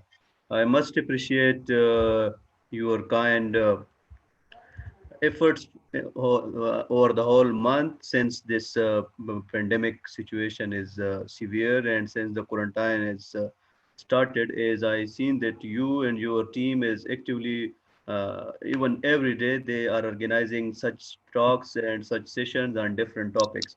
So first of all, I would like to share about today's tragic incident which happened in Pakistan beside Corona, which is the plane crash, passenger plane crash, which was traveling from Lahore to Karachi with more than 90 passengers who lost their lives, which is indeed a very hard situation in my country, and it's a very tragic incident that happened today. Beside this, I would like to share about the corona, which is actually today's total confirmed cases are 45,694, which is around near to 50,000. And the total death cases till now is 1,067, and the recovered cases is 15,201. And this is the official figures which are on the websites, especially uh, made for the coronavirus. And then I would like to share about what is actually Pakistan doing and how Pakistan is treating it nationally and internationally. As you see that Pakistan recently donated as a goodwill gesture to United States of more than 10,000 masks, surgical masks with some other equipments, which is indeed a good sign of some kind of promoting brotherhoods and promoting foreign relations between the developed nations and the underdeveloped countries, which is actually a good sign of south to north cooperation. And this is the only thing which actually bring the nations together and which can bring us on a single table to discuss and the problems and the solution of each other. Then I would like to share that how we actually proposed with an idea of COVID-19 Youth Task Force. The COVID-19 in the early 2020, I was actually leading a delegation to Tatarstan, Kazan, and we were having a layover and a connection in Istanbul airport, where I saw that many people were having a stigmatizing approach towards Chinese passenger, because at this stage the virus was only it was early discovered in like only in Wuhan province of China, Wuhan city of China. there we observed that many fellow passengers, they were like looking at very strange kind of look toward the Chinese passenger, and their behavior was very discriminatory. So then we were actually come up with a thought that like why not we the young people, uh, we the young people do something to realize the world that the disease is not the thing that can differentiate between the human. So in March, when the World Health Organization discovered and they announced that this disease is a pandemic disease, and it is they declared the World Health Emergency around the globe, then we come up with an idea of the COVID-19 Youth Task Force, which is a global youth task force, and it is now scattered into more than 40 countries. And its major objectives is that we establish a consortium of youth organizational, regional, national, as well as international, which address the COVID-19. And the other thing is we engage young volunteers to spread awareness about coronavirus and to local languages and sign languages for the disabled or for the special community. We motivate and help people who are in quarantine by various creative activities, especially those people who are in the sense of depression and the form of anxiety, and who has nothing to do in their houses. Usually the houses has no facilities inside, and they are usually bored in the quarantine. So the other thing is we support people with no access to livelihood, like particularly transgender community in Pakistan and some other countries as well, widows, orphans, senior citizens, and people with disabilities. And we created online educational and entertainment programs for kids, adults, and elder citizens to address mental health issues and make them productively engaged. And the other thing we did is we actually tried to form a group of people who can help the stigmatizing situation for the people who are affected by coronavirus. We formed various chapters in like in Afghanistan, Serbia, and Zambia, and some other in many other countries. And then we got appreciation from different international news papers and from international media. We got attention from online media. We I mean, and our team actually had an online session with fellow Chinese counterparts, and we tried to learn from their experiences, and we shared our problems with each others.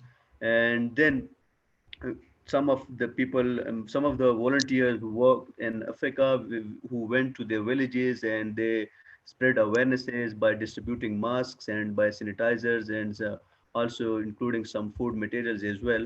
And I would like to share about one of our frontline hero. He is a Mr. Feda from Pakistan. He is the coordinator of COVID-19 Youth Task Force in Pakistan. He actually distributed more than 3,000 bags in different families by crowdfunding and by donation and by charity. And just 2 days before we confirmed that his corona test came positive, which is indeed like a very sad news for the whole team and for us. And he is a young man, and we really appreciate his efforts, and we pray for his good health as well. So this is something which we did. And what else we did is we write letters to various head of states and various embassies in Pakistan and some other countries, also the head of missions in United Nations, for those who are like severely affected, like Russia, United States, United Kingdom, Spain, Italy, and Iran, China, and some other countries as well. And we got a response from them as well as a solidarity. And what we did is in some public areas we marked the social distancing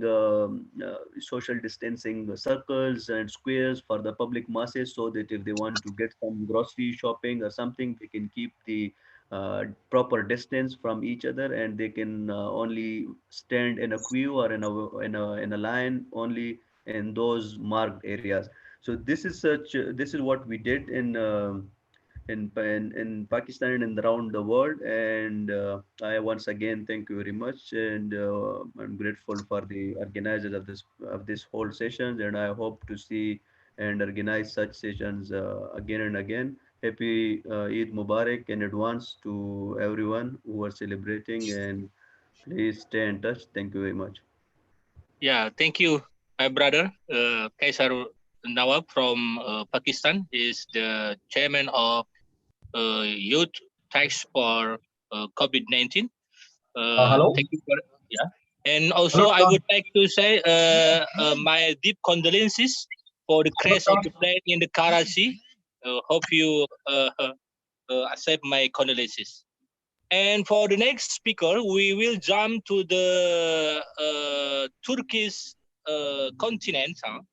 I will invite my brother Bilal Choban to deliver his speech. The time is yours.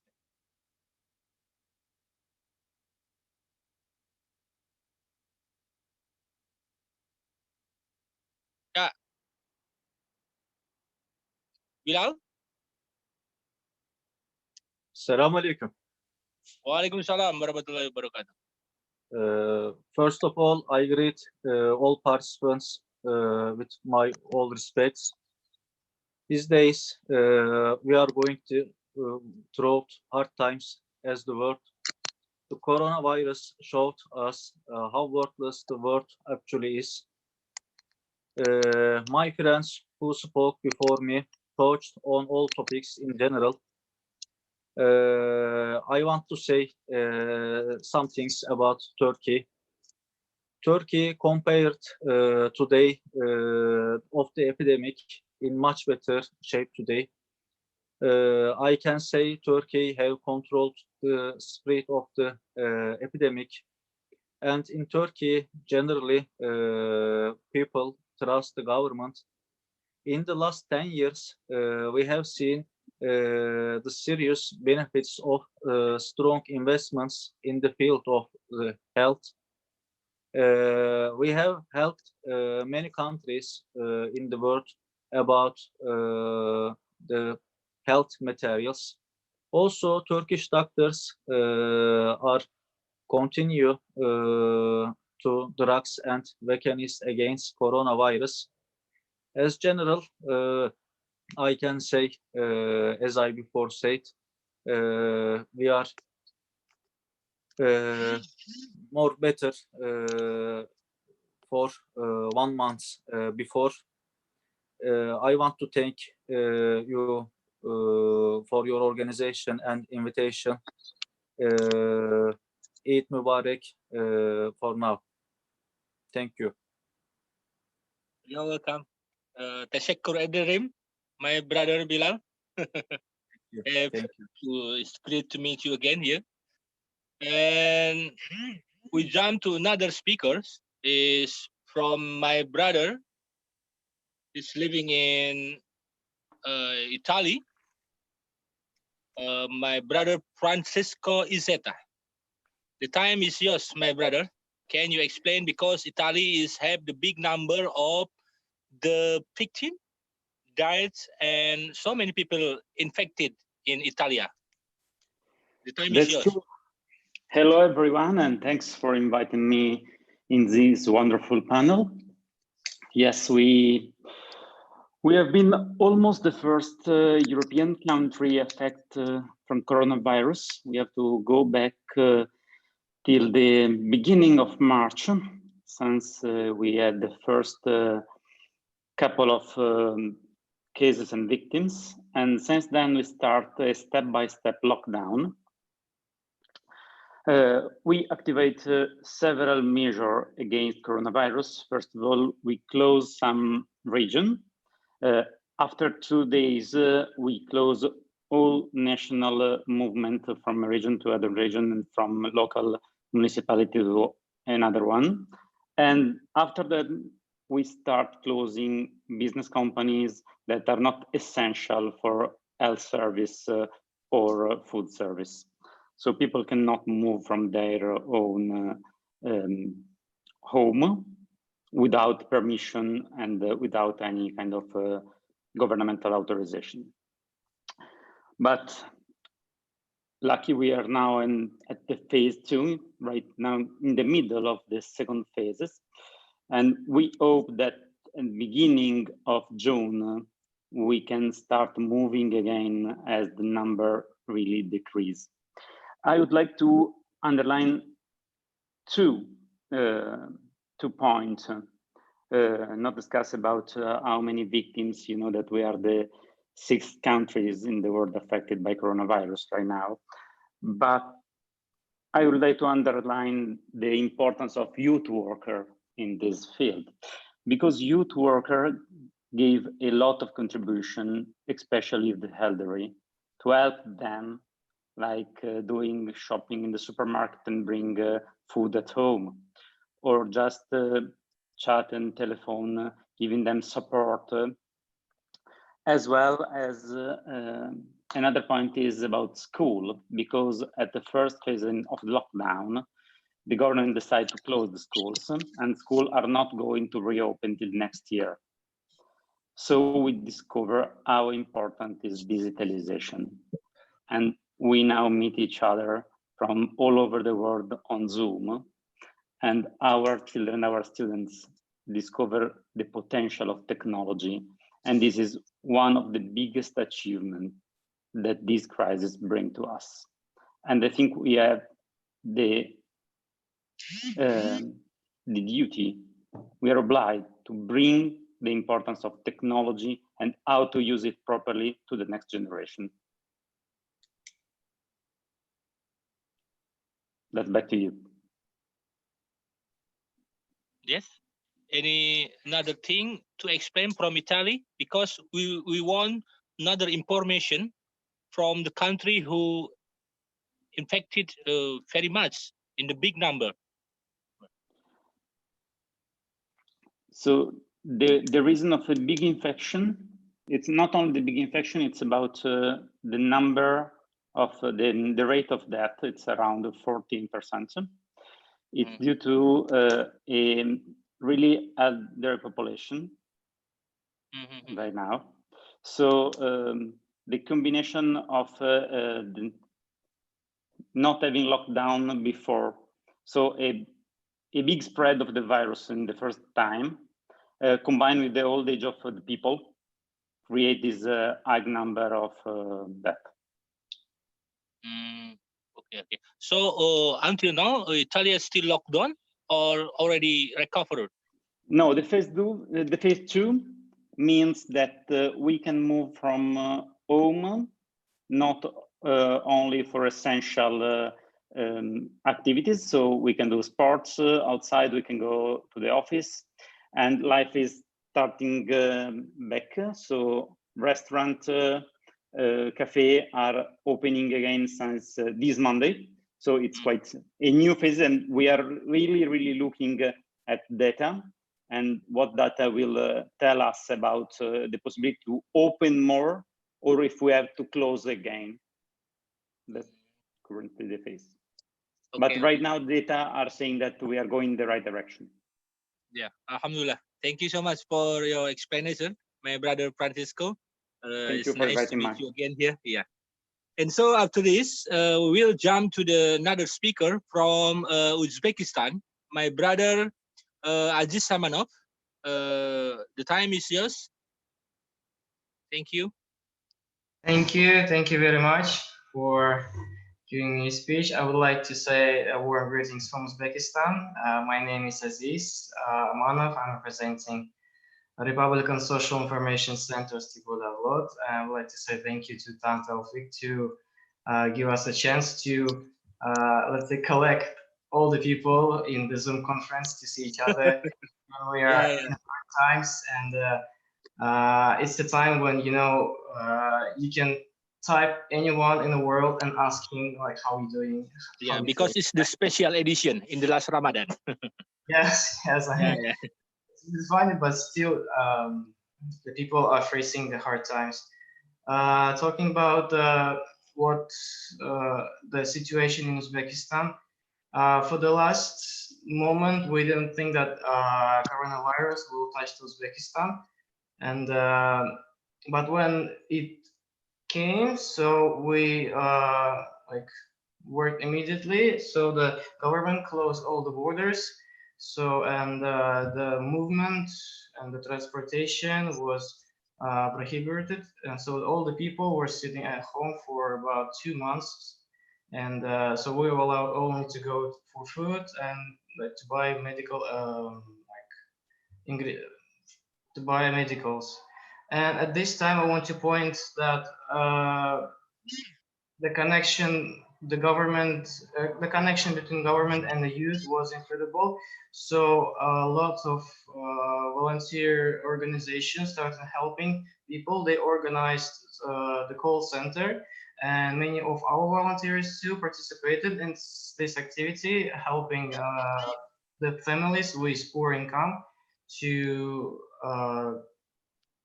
like to deliver some food and medicals what they need.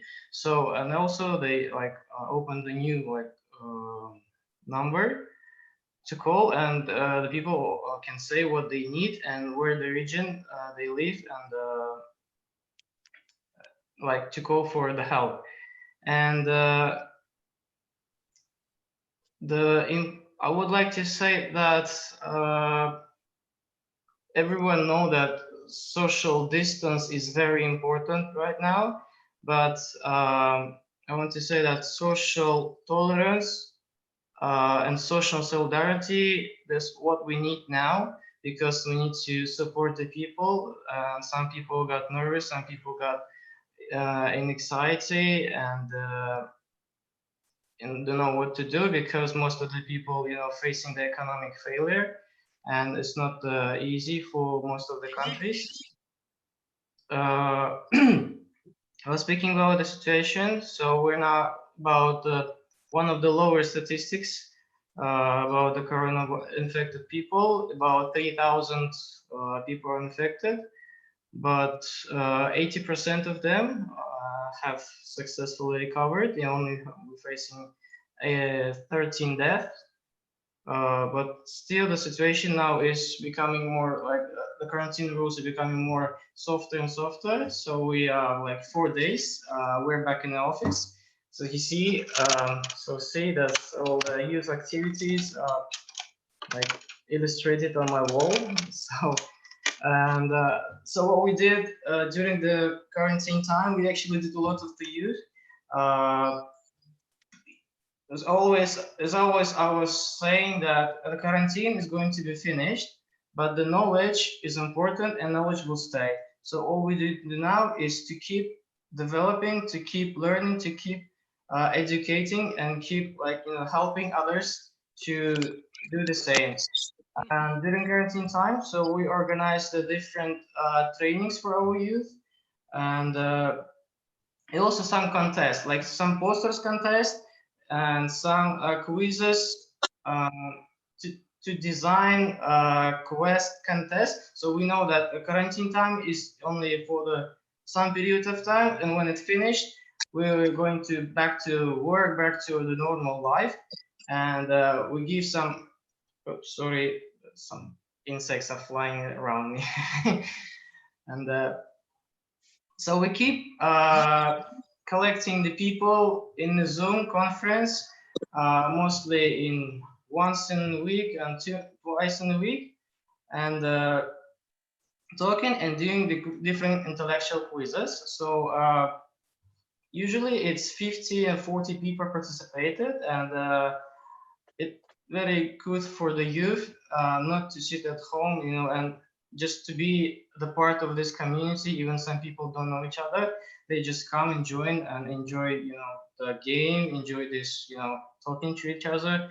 And one of our last achievement, our volunteer also participated in UN program, and he was elected as a member of UN advisory board, the youth advisory board, so which is really good. And now we are in good connection with UN representative in Uzbekistan.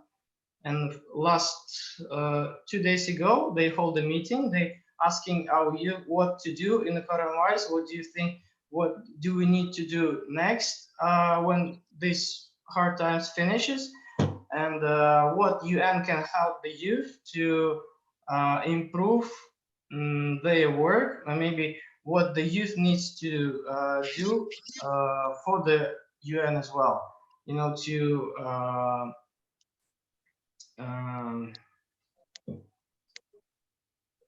sorry, to achieve 17 sustainable goals. So I think the situation in our country is going more softer and softer, but as I know, which is, there was some news which is really impressed me, that Uzbekistan people were set as an example for set an example of like following the quarantine rules. So the government said, you're doing this, so the people follow, and by following the rules, we help not to spread the virus around the country. So this is what I'm proud of. But this year, it's not that easy for Uzbekistan as well, because we're facing now the consequences of dam collapse. So it's you know, more than 70,000 people left without their homes. So now we're like, it's like a new project for us. We're collecting money for charity, and we're going to donate this money and go to one of the regions and like provide everything they need. I would like to say thank you to Tan Taufik to giving me time to speak out, and thank you everyone to meet and have a good time. Thank you. Thank you. Thank you so much, my brother, Aziz Amanat from Uzbekistan, for the great explanation and presentation. So after it, we jump to another speaker. I will invite my brother Ismail Nasirovich from Kazakhstan to deliver his speech. Hello, my brother. Hello, my brother Ismail. Hello. Hello. Hello, brother Ismail. Hello. Hello, Salam. Hello, can you hear me? Yeah, I can hear you. Yeah.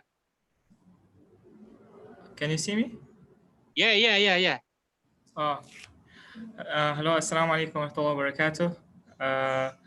My name is Ismail. I'm from Kazakhstan, and I'm glad to meet you all here. As you know, Kazakhstan is a country located in Central Asia, and we neighbor with Russia, Uzbekistan, Kyrgyzstan, and Turkmenistan as well. We have a population of about 18 million. The first cases of coronavirus started to be registered in March 2020. Thus, the government immediately announced the state of emergency on 15th March 2020.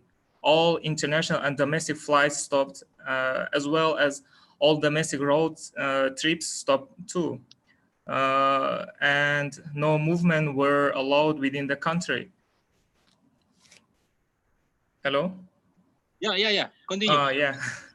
So the number of cases started to increase in April, and there were not enough beds in the hospital in big cities such as Almaty and Astana. Some hotels gave their buildings to accommodate infected people. And also in Astana, government built a hospital for infected people in just 2 weeks. Same is like in our country, same as in any other country in the world, people stayed at home and almost everyone had to work from home. Unfortunately, some people who were vulnerable to the current situation of COVID-19 lost their jobs.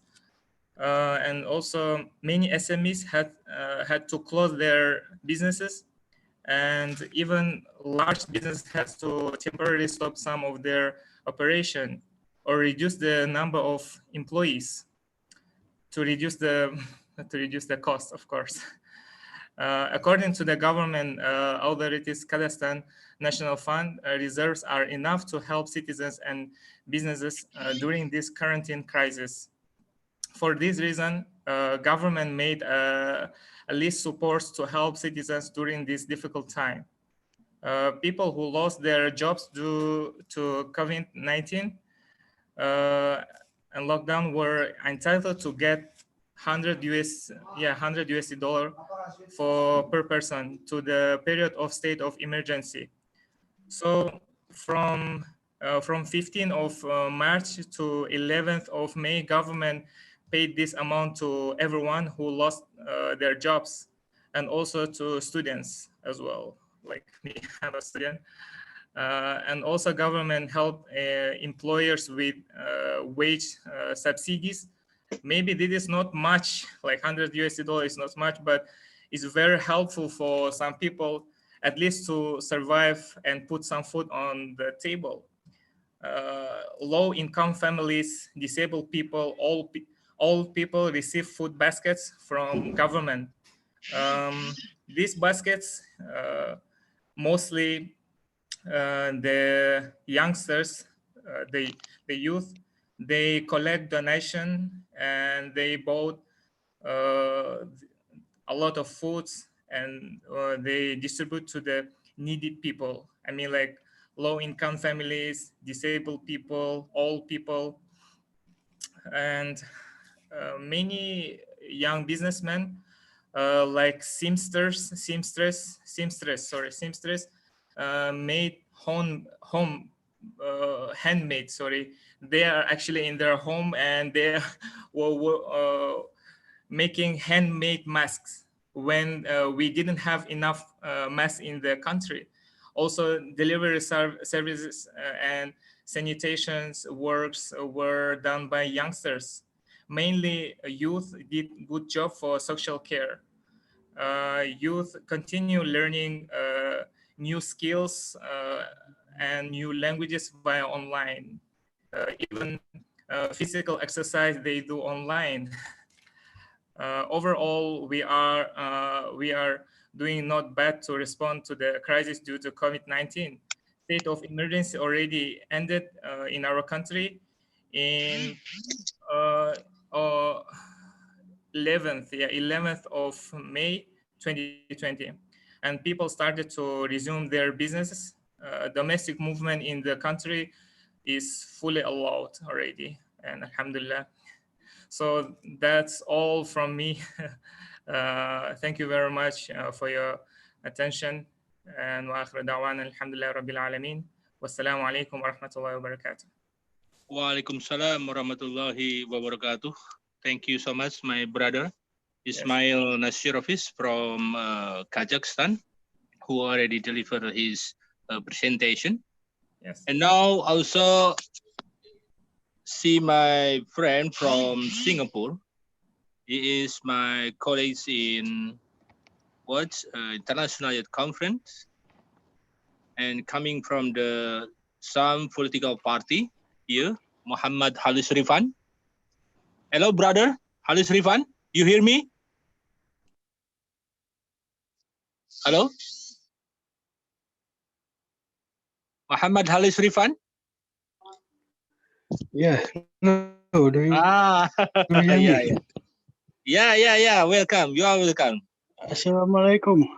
Waalaikumsalam. Ya, warahmatullahi wabarakatuh. Yeah. Hello? Hello, I can't hear you properly. Oh. Hello? Hello? Hello, brother?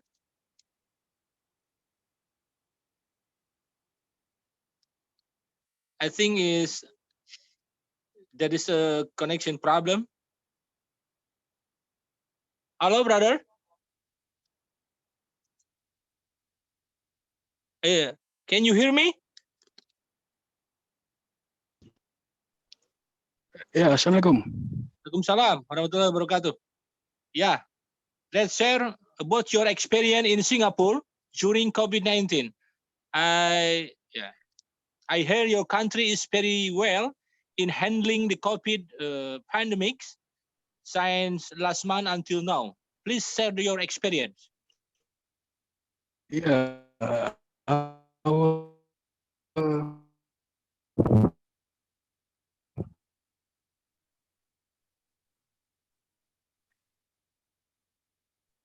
Hello? Party, Progressive Party. So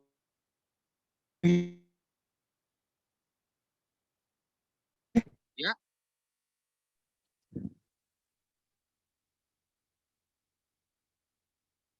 Hello?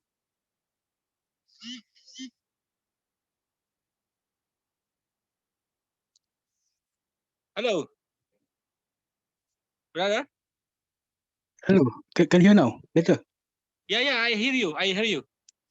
Okay, our numbers are very low now in Singapore, but the high Yeah. numbers are from the foreign workers. So by next week, we are we predicting that next week we can lift up some of the measures and we can finally go out and go back to work. But they are encouraging people to work from home for the next 2 months. Now we are preparing for election. So, but of course, we cannot deny the government is doing a good job at the moment. So we must give praise to them. Alhamdulillah. After we fight COVID, for me personally, I will be going into election battle. Currently, we only have about 5 or 10 daily cases in Singapore locally. But for foreign workers, the numbers is still about 400-500. Yeah. But they are all being contained. They are grouped together. So the foreign workers cannot go out now. They have to stay in the dormitory and their movement are controlled. Of course, some say that it's very cruel to do that, but we have to do that because we have to combat the COVID-19 virus. That's all from Singapore. And thank you, my brother. Yeah. You are most welcome.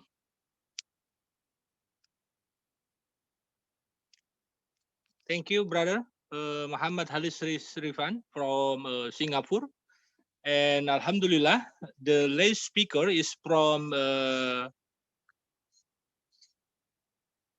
Kyrgyzstan. My brother Ulanbek is still on his iftar because it's time for breakfasting in Kyrgyzstan.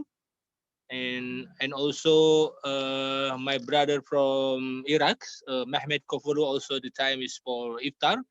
So Alhamdulillah, all the speaker is already delivered the speech, and now it's time, free time for all of us to deliver our opinion, our idea.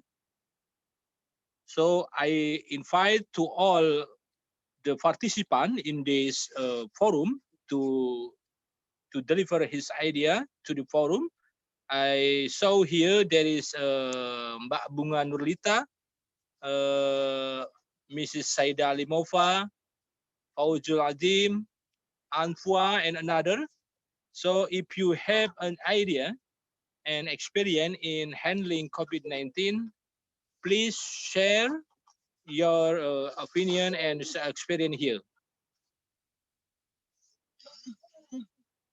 Please.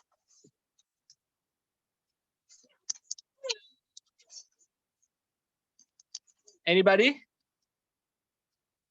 Yeah, Miss Anfua. Yeah, I would like to share. Thank you so much. Yeah, speak loudly, please. Yeah. All right. Is it much better now, I think? I am so overwhelmed with all the sharings, getting all the direct informations directly from the source of the country concerned. This is what we say, no more fake news. And I'm so touched and concerned with the community that has been affected, not just the sick and elderly people, but the young ones who are suffering from jobs situation as well. So I just want to say, hang on. I'm sure everything will be over. We have got no choice, but do all the good jobs that all of you young people and all the community has been putting forth in helping each and every one of them. Thank you so much for this fantastic sharing. I thank you greatly. Thank you. Yeah, you are most welcome, Mrs. Ans from Singapore. So, any comment or any item or sharing experience from another participant? From Bunga Nurlita? You hear me?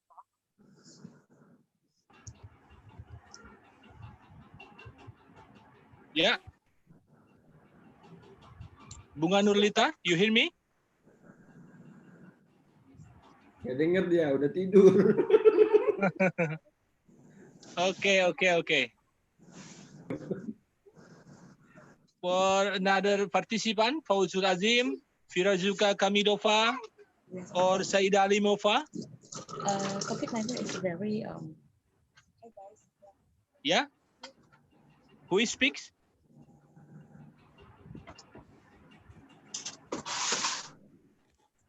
Yeah, I can hear you properly.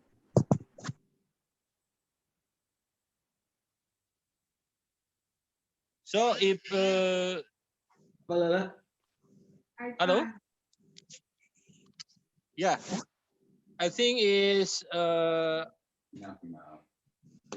is no another participant who wanna deliver speech.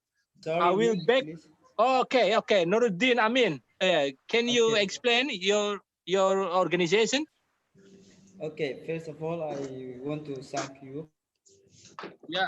This opportunity to join this meeting. Thank you so much for joining. My name is Nuruddin. I'm from Sudan, but now I'm a student here. So, according to Sudan, if we went back like 1 month ago, it was only less than 200 cases, but now, unfortunately, almost 3,000. And first time when the COVID-19 appeared in Sudan was mostly from the people who came from outside. The Minister of Health did tell them the rules, show them how to protect themselves, but definitely, as in our culture, we used to share everything like food. We usually like the community. We need to share each other. Oh, sorry for noise. Okay.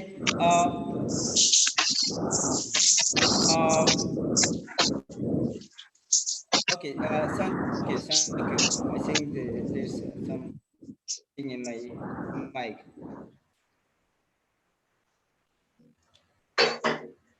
You will continue or? Okay, I can continue. Okay.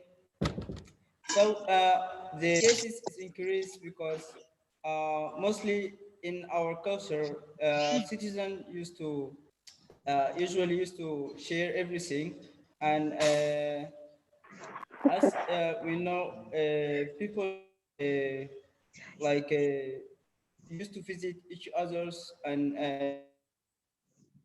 cases appear.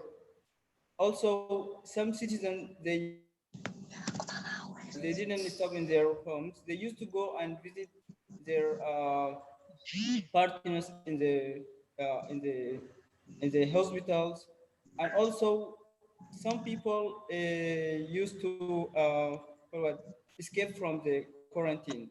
That reason I think made it more cases.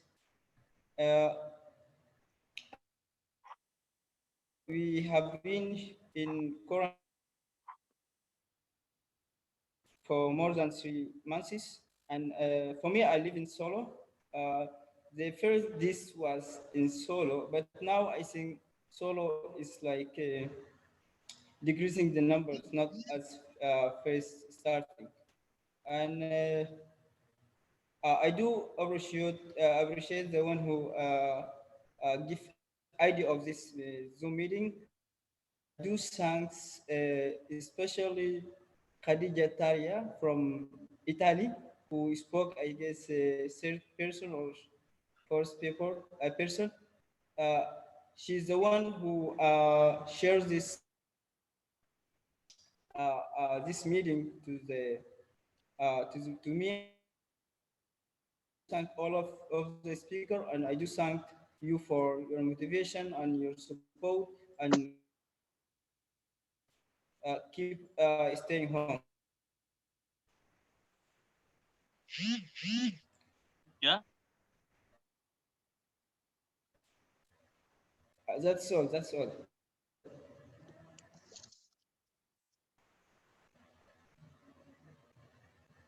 Yes, already done, brother?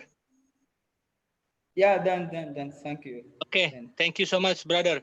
Yeah. So, Yeah, I before just shared we... as audience. Okay, thank you so much, brother. So, dear Yeah. audience, before we continue to another question and answer, I would like to invite again the first speaker from China, Miss Ellen Kue, to more explains about the current situation in China, because we still have list of information from your side. Hello, Mr. Allen, you hear me? Hello? Udah tidur dia, Bang. Oh, yeah. Yes, he's here, Mr. Allen, yeah. Can you see it again? Yeah. Because we have more information from the China side to learn. Yeah. Recently, most people in China, they can go out without masks. But if you want to go shopping in the supermarket or something inside the rooms, you must have the mask.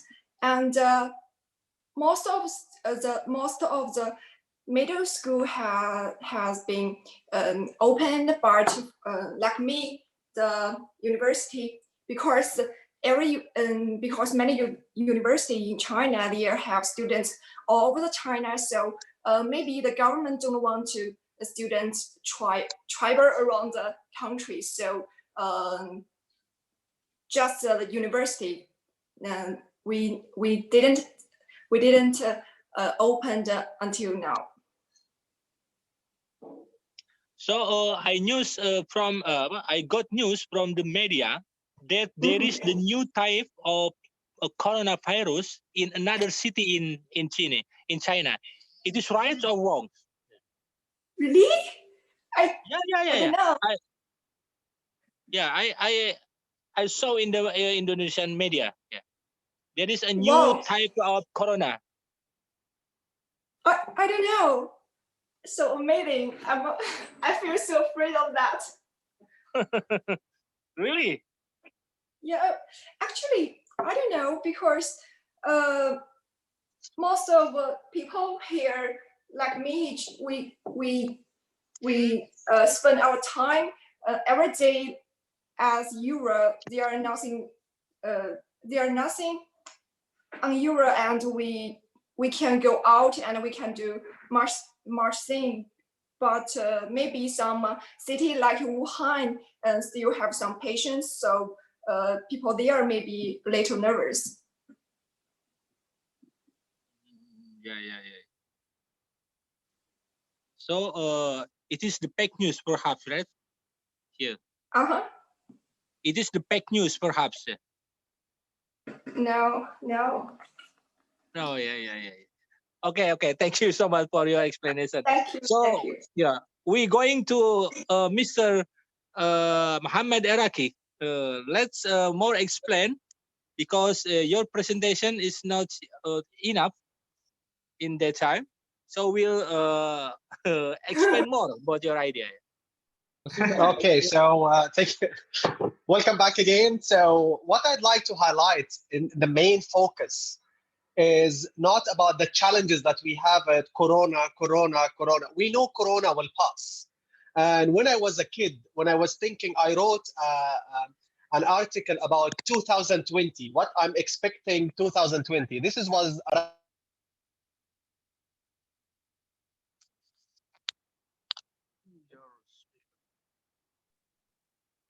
I was expecting flying cars, I was expecting great innovation, and I discovered that in 2020 we need to wash our hands. So we go back.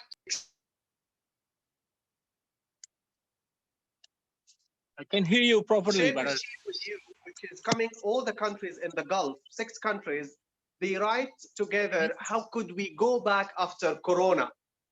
And it's a step by step, what to do in the park, what to do in the workplace. I could share it again in the chat box.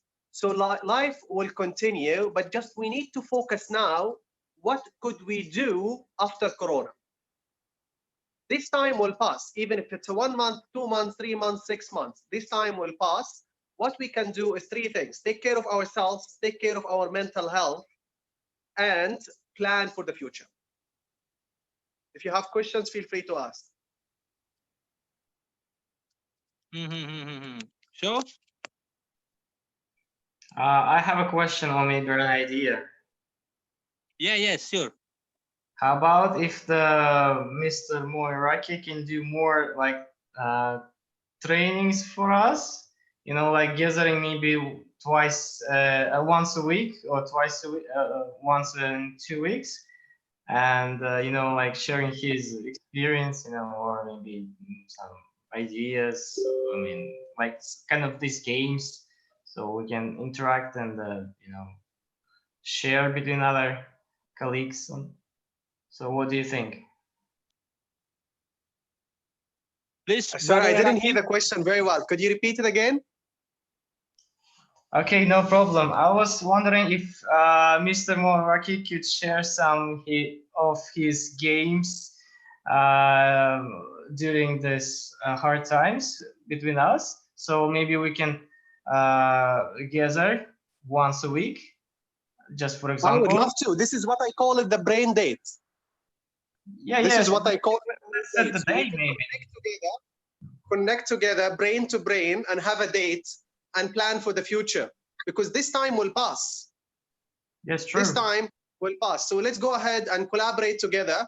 What could we do just to make the life after Corona?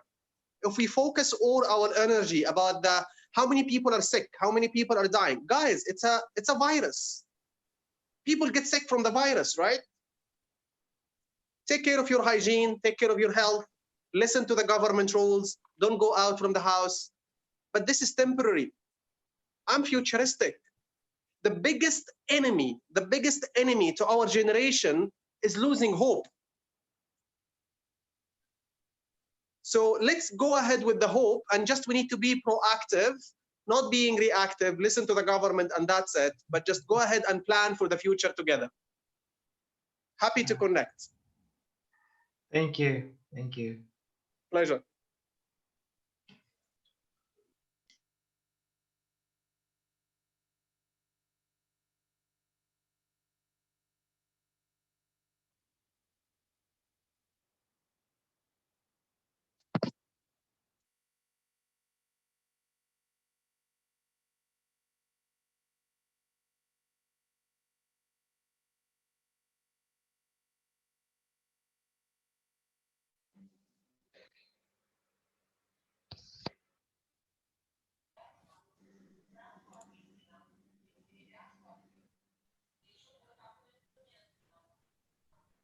Is there any other questions for anyone around?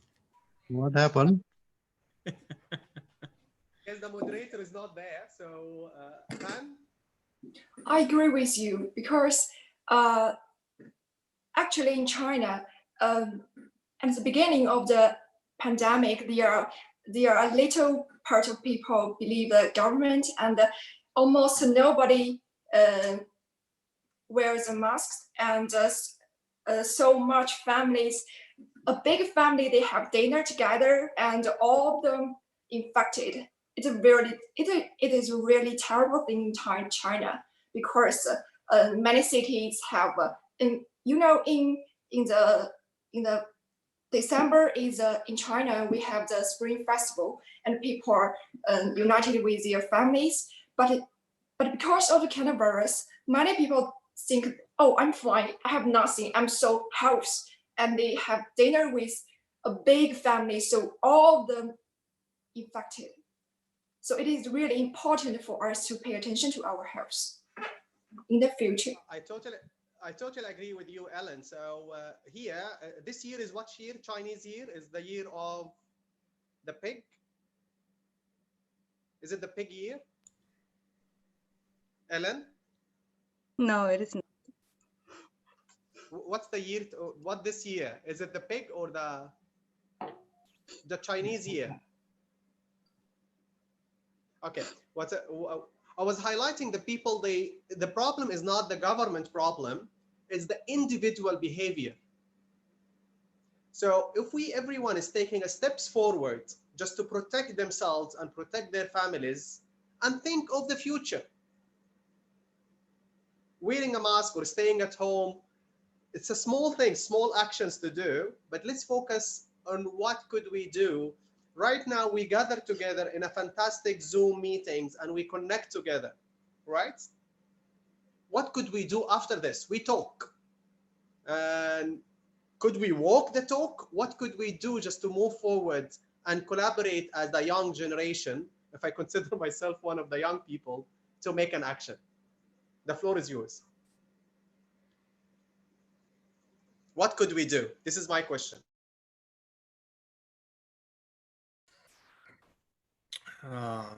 Dear participants, so continuing the talks about the future and answering the question of Mr. Raki, I want to say that for me, the most important now is to spread a really truthful information about what's going on, and don't panic, because first time here in Russia, then the coronavirus pandemic started and government accepted this fact that we have a pandemic in Russia. Many people were really panicked. We have even no goods in the shops, including food, some sorts of food, for example. We didn't have a spaghetti in many shops. But now situation become more stable, more calm, and people start to realize that everything is not so scary if you pay attention to your health and follow some rules. Everything gonna be all right.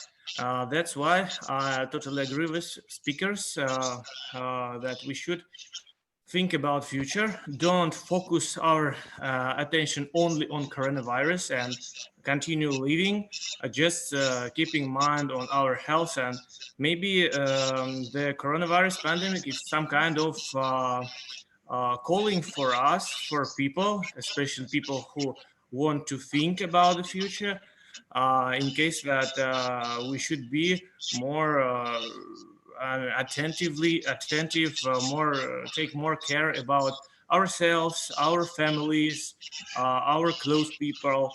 So that's my opinion. Thank you. Yeah, you are most welcome, Brother Bulat. It means the coronavirus will be our friend in the new normal life, perhaps, yeah, for the next. and always use the protocol COVID, perhaps it. So for another, I'm waiting for the comment from Mr. An from the China. Hi. Miss Pan, yeah? Hi, everyone. Hello. Yes, speaking. I'm here. Yeah. Hi. Actually, good evening. Good evening, everyone.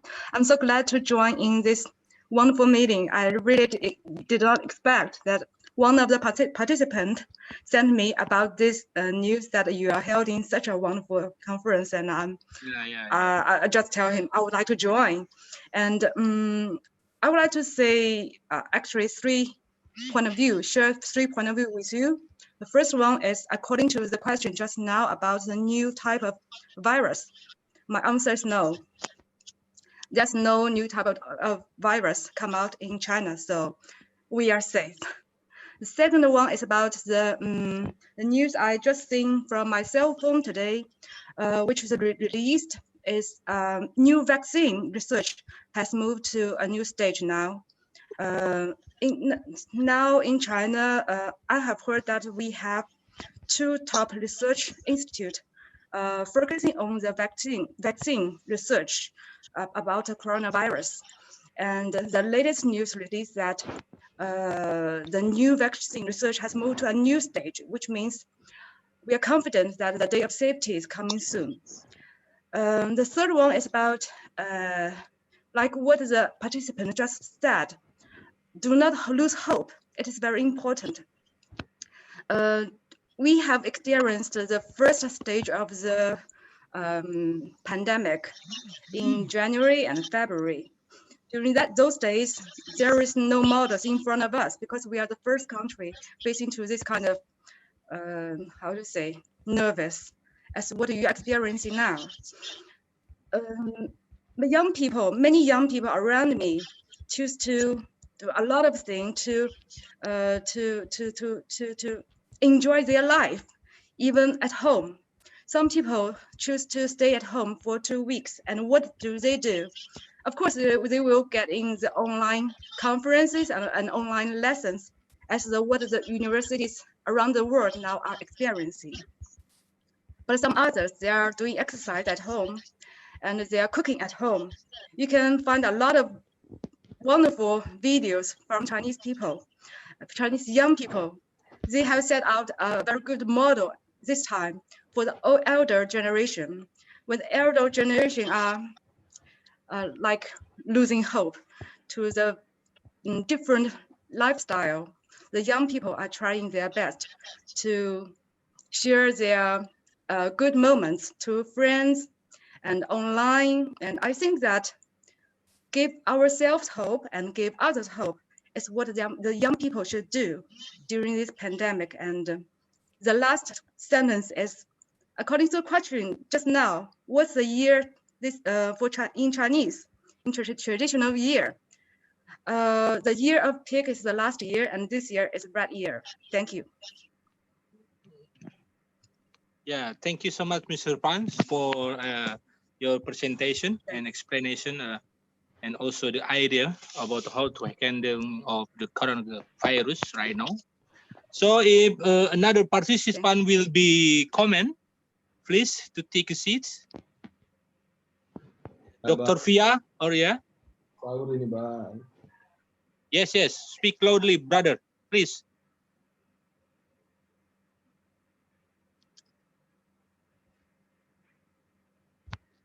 Okay, can I speak now? Yeah, please. Can you hear me? Yes, I hear you properly. Yes, yes. Okay. Regarding this post COVID-19, what we should focus is to we should get together with the cooperation and closeness and building the relationships while the corona is happening. And it's time for us to build our bondage and strong ties and understanding each other, because most of the time before this coronavirus, we were very busy, just like a rat. It's a rat of year of rat is now Chinese New Year. So since we are very much busy and we didn't have even much time for thinking of the value of our life, and also the value of growing the vegetables, and also the importance of the lands and paddy, because we have been modernized and just building the all high sky buildings, forgetting about the cultivations. Even in Nepal now, we also feel that we have the lot of lands, but we import from India and other countries, and more focus on the just building the concrete. Yeah. So now it's a resetting of the universe, so that the all the people can understand that the importance of the values of this agriculture oriented business, and the being building the friendship and bondage around this world. With this Zoom meeting and this technology of social media, we become more close and closer. We have more time for focusing on that, you know. So we should keep up. And after this even Zoom meeting, please share all the WhatsApp and the contact numbers, and in keeping up that International Society and even your organization and any other organization. We are planning for virtual summit, global summit next month. So I'd like to invite all of you also to share more concretely about the what we can is about the topic about the post COVID. What should be planned? What's our action plan to be done among all of us? Thank you very much. Yeah, thank you so much, Dr. Priya, and also for initiative to invite all of us and all the participants to your program. Inshallah, just update. We will keep in touch, and actually, we have to follow your program, inshallah. So, another participant wanna deliver speech before I stop our discussion, because we already 3 hours together here, and Miss Ellen already told me that he already in the middle of the night. So I think we just need a little bit of the time to to make the conclusion for this webinar tonight. I asked him to Mr. Ahad from Pennsylvania. There is something to explain more to this forum, Brother Ahad. Yeah, my brother Ahad. Hey, sorry, something more to explain. Oof. Yeah, Man. because I need more information from USA side, because USA is the big country and with the big number of COVID-19. Yeah, my family members are all healthcare workers. Most everyone's a doctor, and that's really scary to have them have to take care of COVID patients. But it's something that I see the look on their faces. A lot of them are scared. You know, they're human. It's their job to go out and help people and to take care of their health. But I see like how scared they are that they might bring back the COVID virus to their homes and spread it to their families. And I know, I believe it's taking a toll on them. And yeah, you know, I do like talking about the hope, and I do like talking about all of the positive aspects, but there's a reality to it that it is affecting people in a detrimental way. It is harming a lot of families, and I think it's important to acknowledge that it is hurting people. So I mean, when you acknowledge something like that, it motivates you to maybe achieve certain goals. Like, for example, I'm trying to achieve certain goals in my life, career goals, where I'm able to take care of more people.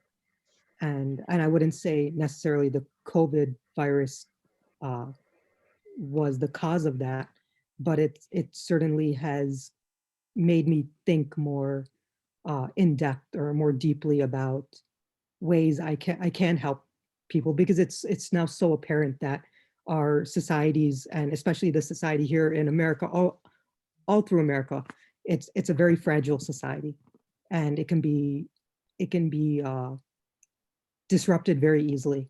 So and I don't want that to happen to this country. I don't want it to be destabilized, and I don't want that for any other country, especially like the countries where my Muslim brothers and sisters are living.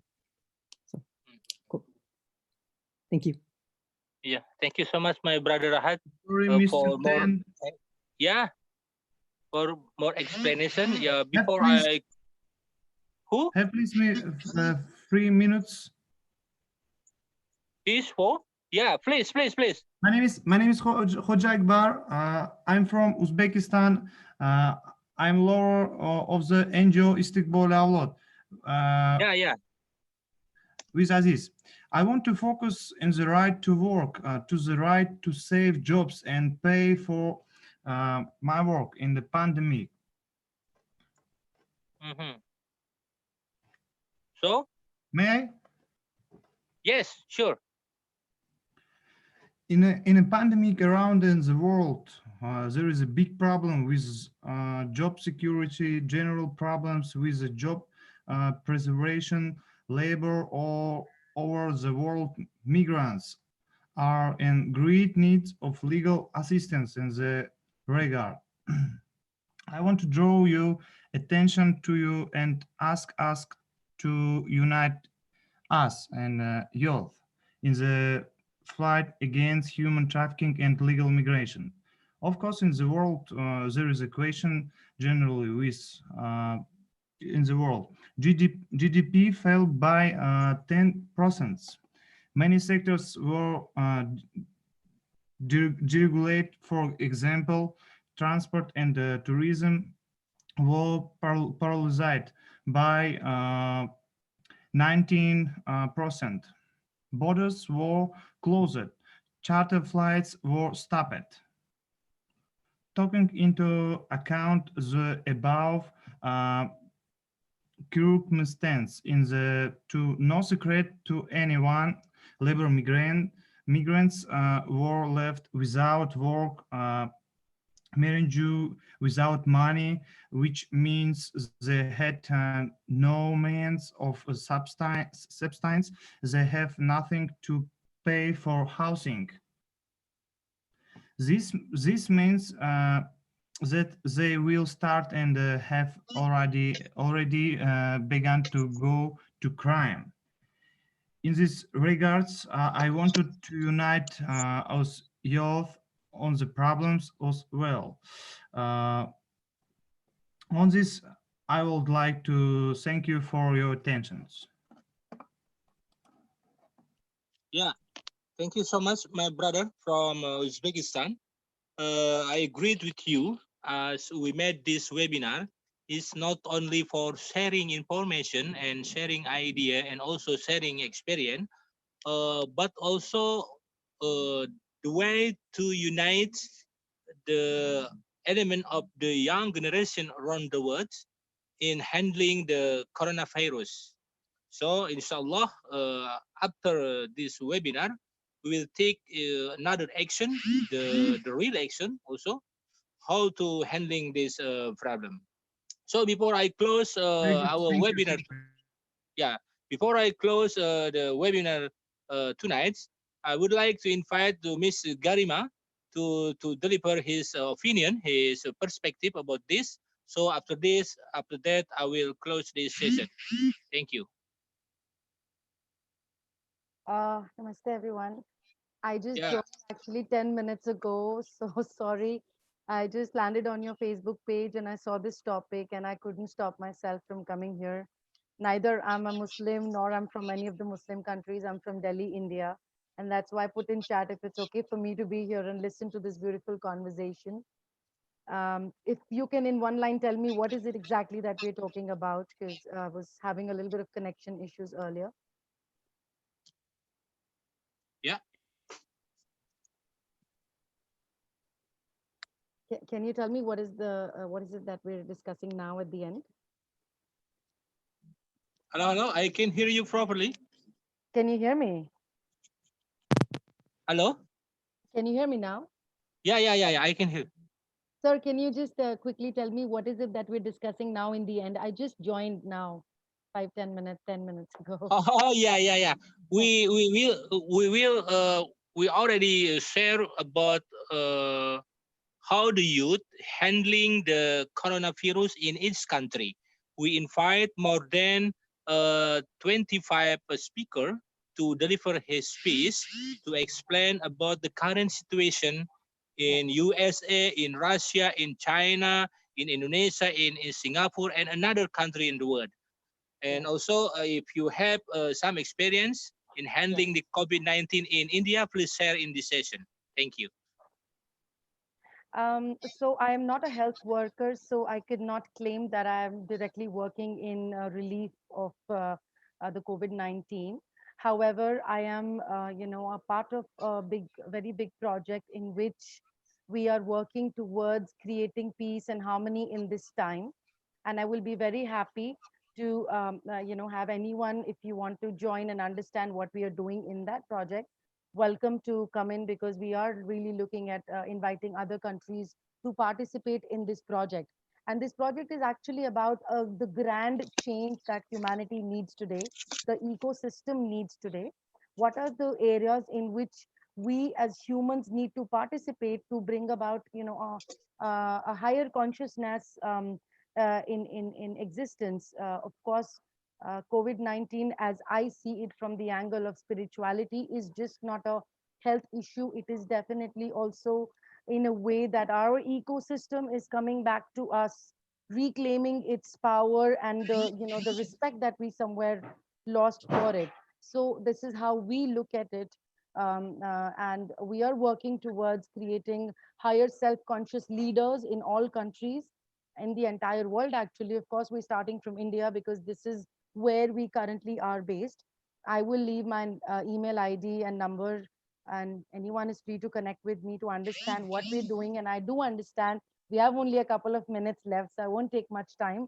But yes, this is how we are working to elevate the consciousness of people, let them understand that they are not what they think they are. This is a mirage that we have created to feel, okay, this is the only capability we have. A lot of potential that lies in a human is latent, and it never gets actualized into reality. 80 to 90% of a human potential is always sitting latently in the mind and body. So we are helping people to recover and reclaim their own potential and come to a level in which they become an observer and help so many families and people in distress and stress situations. So it's beyond motivation and the mindfulness. It is something which is about to hit the world. This whole project is going to be global very soon, in which every person who lives on this planet will be a part of it in one or the other way. And you will definitely hear about it at some time in future. It's called Project Yug Parivartan, which in English means the project of grand change. So it's no mind washing, no brainwashing, no religion based, nothing. It's a very global thing. Anyone can follow any religion or practices, but we are talking about really the humanity aspect of everything. So I will be happy to leave my number in the chat if it is okay. And please, anyone can connect with me if you want. We'll be happy to introduce you to the project and the learnings of self-actualized leadership. And if any one of you is already holding leadership positions in organizations or associations or in your own country, in your own way, you are the people we really, really need to come forward and, work in helping us creating more and more leaders around in each country, actually. Thank you. Thank you so much.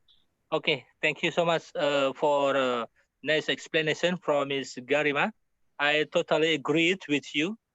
It is about humanity. It is about how to caring each other as the human being. So let's share your number, and then we can keep in touch and discuss about how implementing our next program to United Action on youth to handling this COVID-19. Okay, everybody, before I close this session, I invite to the President of Asia Africa Youth Government to deliver the conclusion. Yeah, and the last opinion from you. Yeah, or just say thank you or hello to all the participants. Yeah, thank you for all the participants. Thanks. Udah bang, ngantuk. Okay, I think you are very tired now. So to all brother sister who already stay with me in 3 hours more to join us and sharing about the experience, the idea, the perspective about how to patching in this pandemic. Thanks once again from Nepal, from India, from Uzbekistan, from Kyrgyzstan, from Pennsylvania, America, from Kazakhstan, from the China, from Egypt, from Qatar, from Russia, from Filipina, my brother, Ryan Krukes, from the Ministry of Youth and Sport. He's still here, Mr. Yossi Ahmad Falah, Mr. Osama, yeah, the Secretary General of OIC, Astrid Nadia Rizkita, and Mr. Ilham Akbar for the techniques of everything, and Fauzul Azim, and also for the team of OIC Youth Indonesia and National Youth Council, Islamic Cooperation Youth Forum, and also the ASEAN African Youth Government for your dedication in this Ramadan month, because we already made 14 webinar on COVID-19. So it is the focus all of us and how serious all of us as the youth to handling the COVID-19, inshallah. Thank you so much once again. See you in the next occasion. And for all the people around the world, stay safe, keep healthy, and also one regard to hold your family in your home. Thank you. Wassalamualaikum. Salam warahmatullahi wabarakatuh. Yeah. Thank you. Yeah, thank you. Oh, Pak Ujul Adim, makasih. Yeah.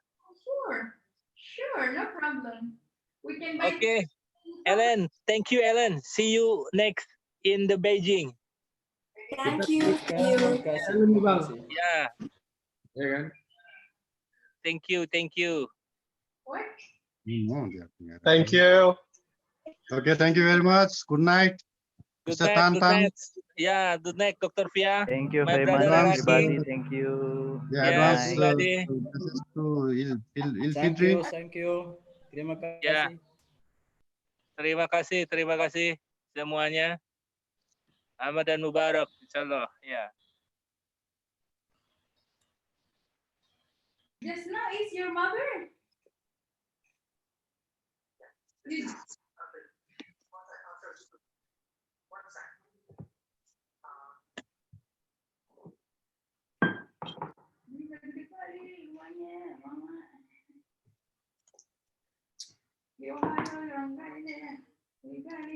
Ya, yang lain jangan pada bubar dulu.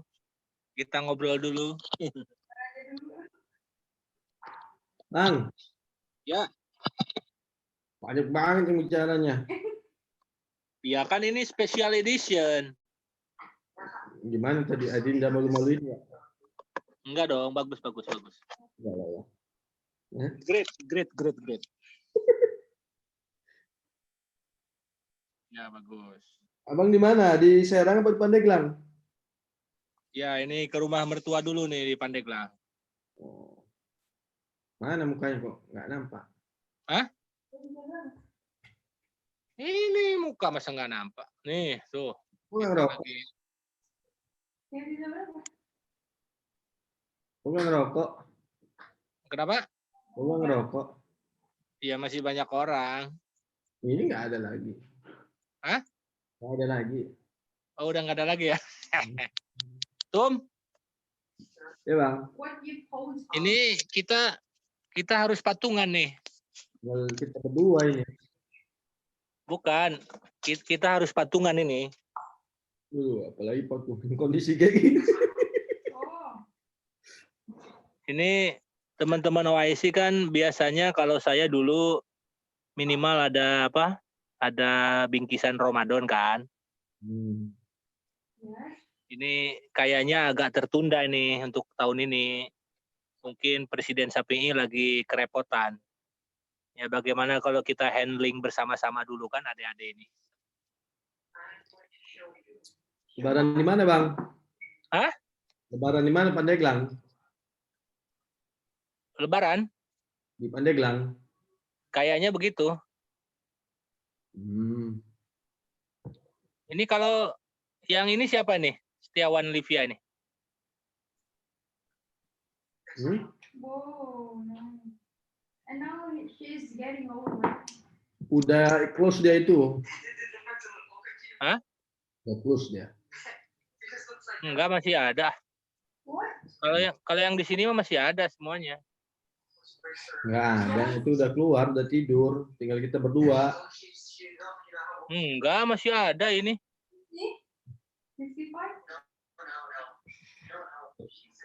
Masih ada ini.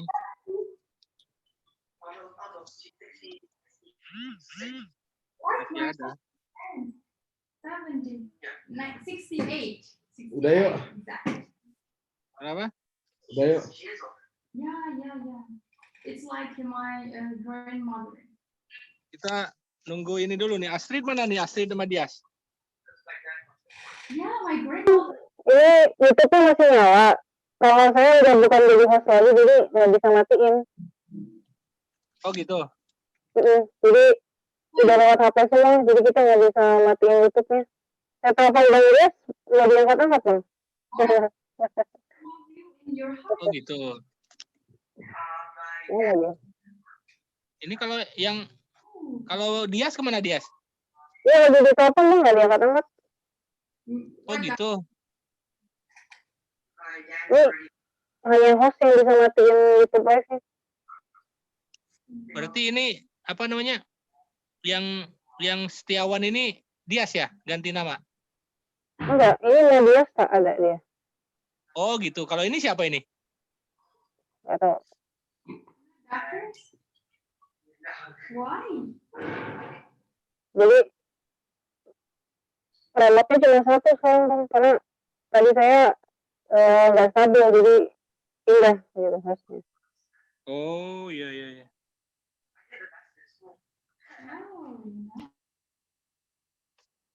Terus gimana nih? Matiinnya. Matiinnya kalau DM sih. Bang, ini direkam nggak Bang? Rekam dong, ada di YouTube. YouTube Tapi apa? nanti bisa diedit sih. YouTube-nya siapa? Astrid. Iya, nanti di Sekjen ada. Semoga oke yang namanya. Di Astrid ya? Iya.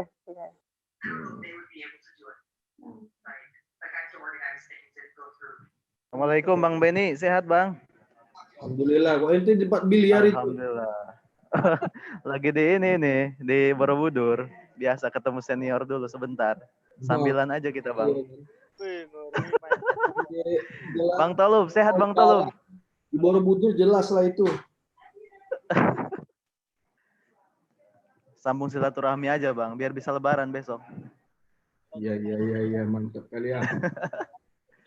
Bang Tolub di mana? Ini lagi di rumah mertua. Oh, di Pandeglang. Sebelah mananya Pak? Di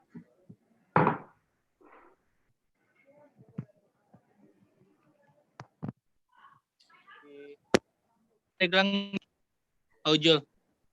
Ya, siap. Saya nggak pulang, Bang. Lah, kok nggak pulang? Iya, lebaran di Tangerang sama kakak.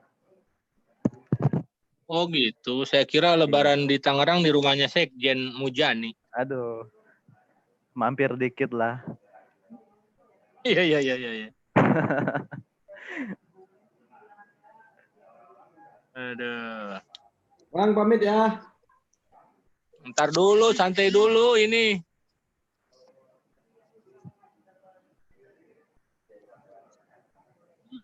Oke Bang, saya pamit duluan ya. Ya. Oke, siap. Siap. Yo. Saya ikutin Kalau dari Ketum awal Benny, ini, Bang Benny luar biasa ya. Iya. Ini Apalagi kita Bang Tolub ini ya hampir 4 jam ya.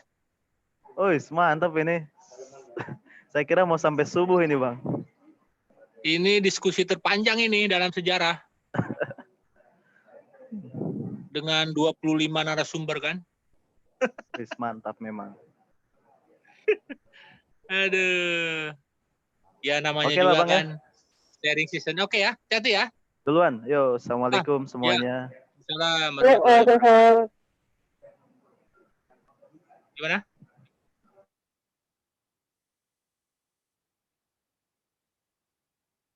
Halo.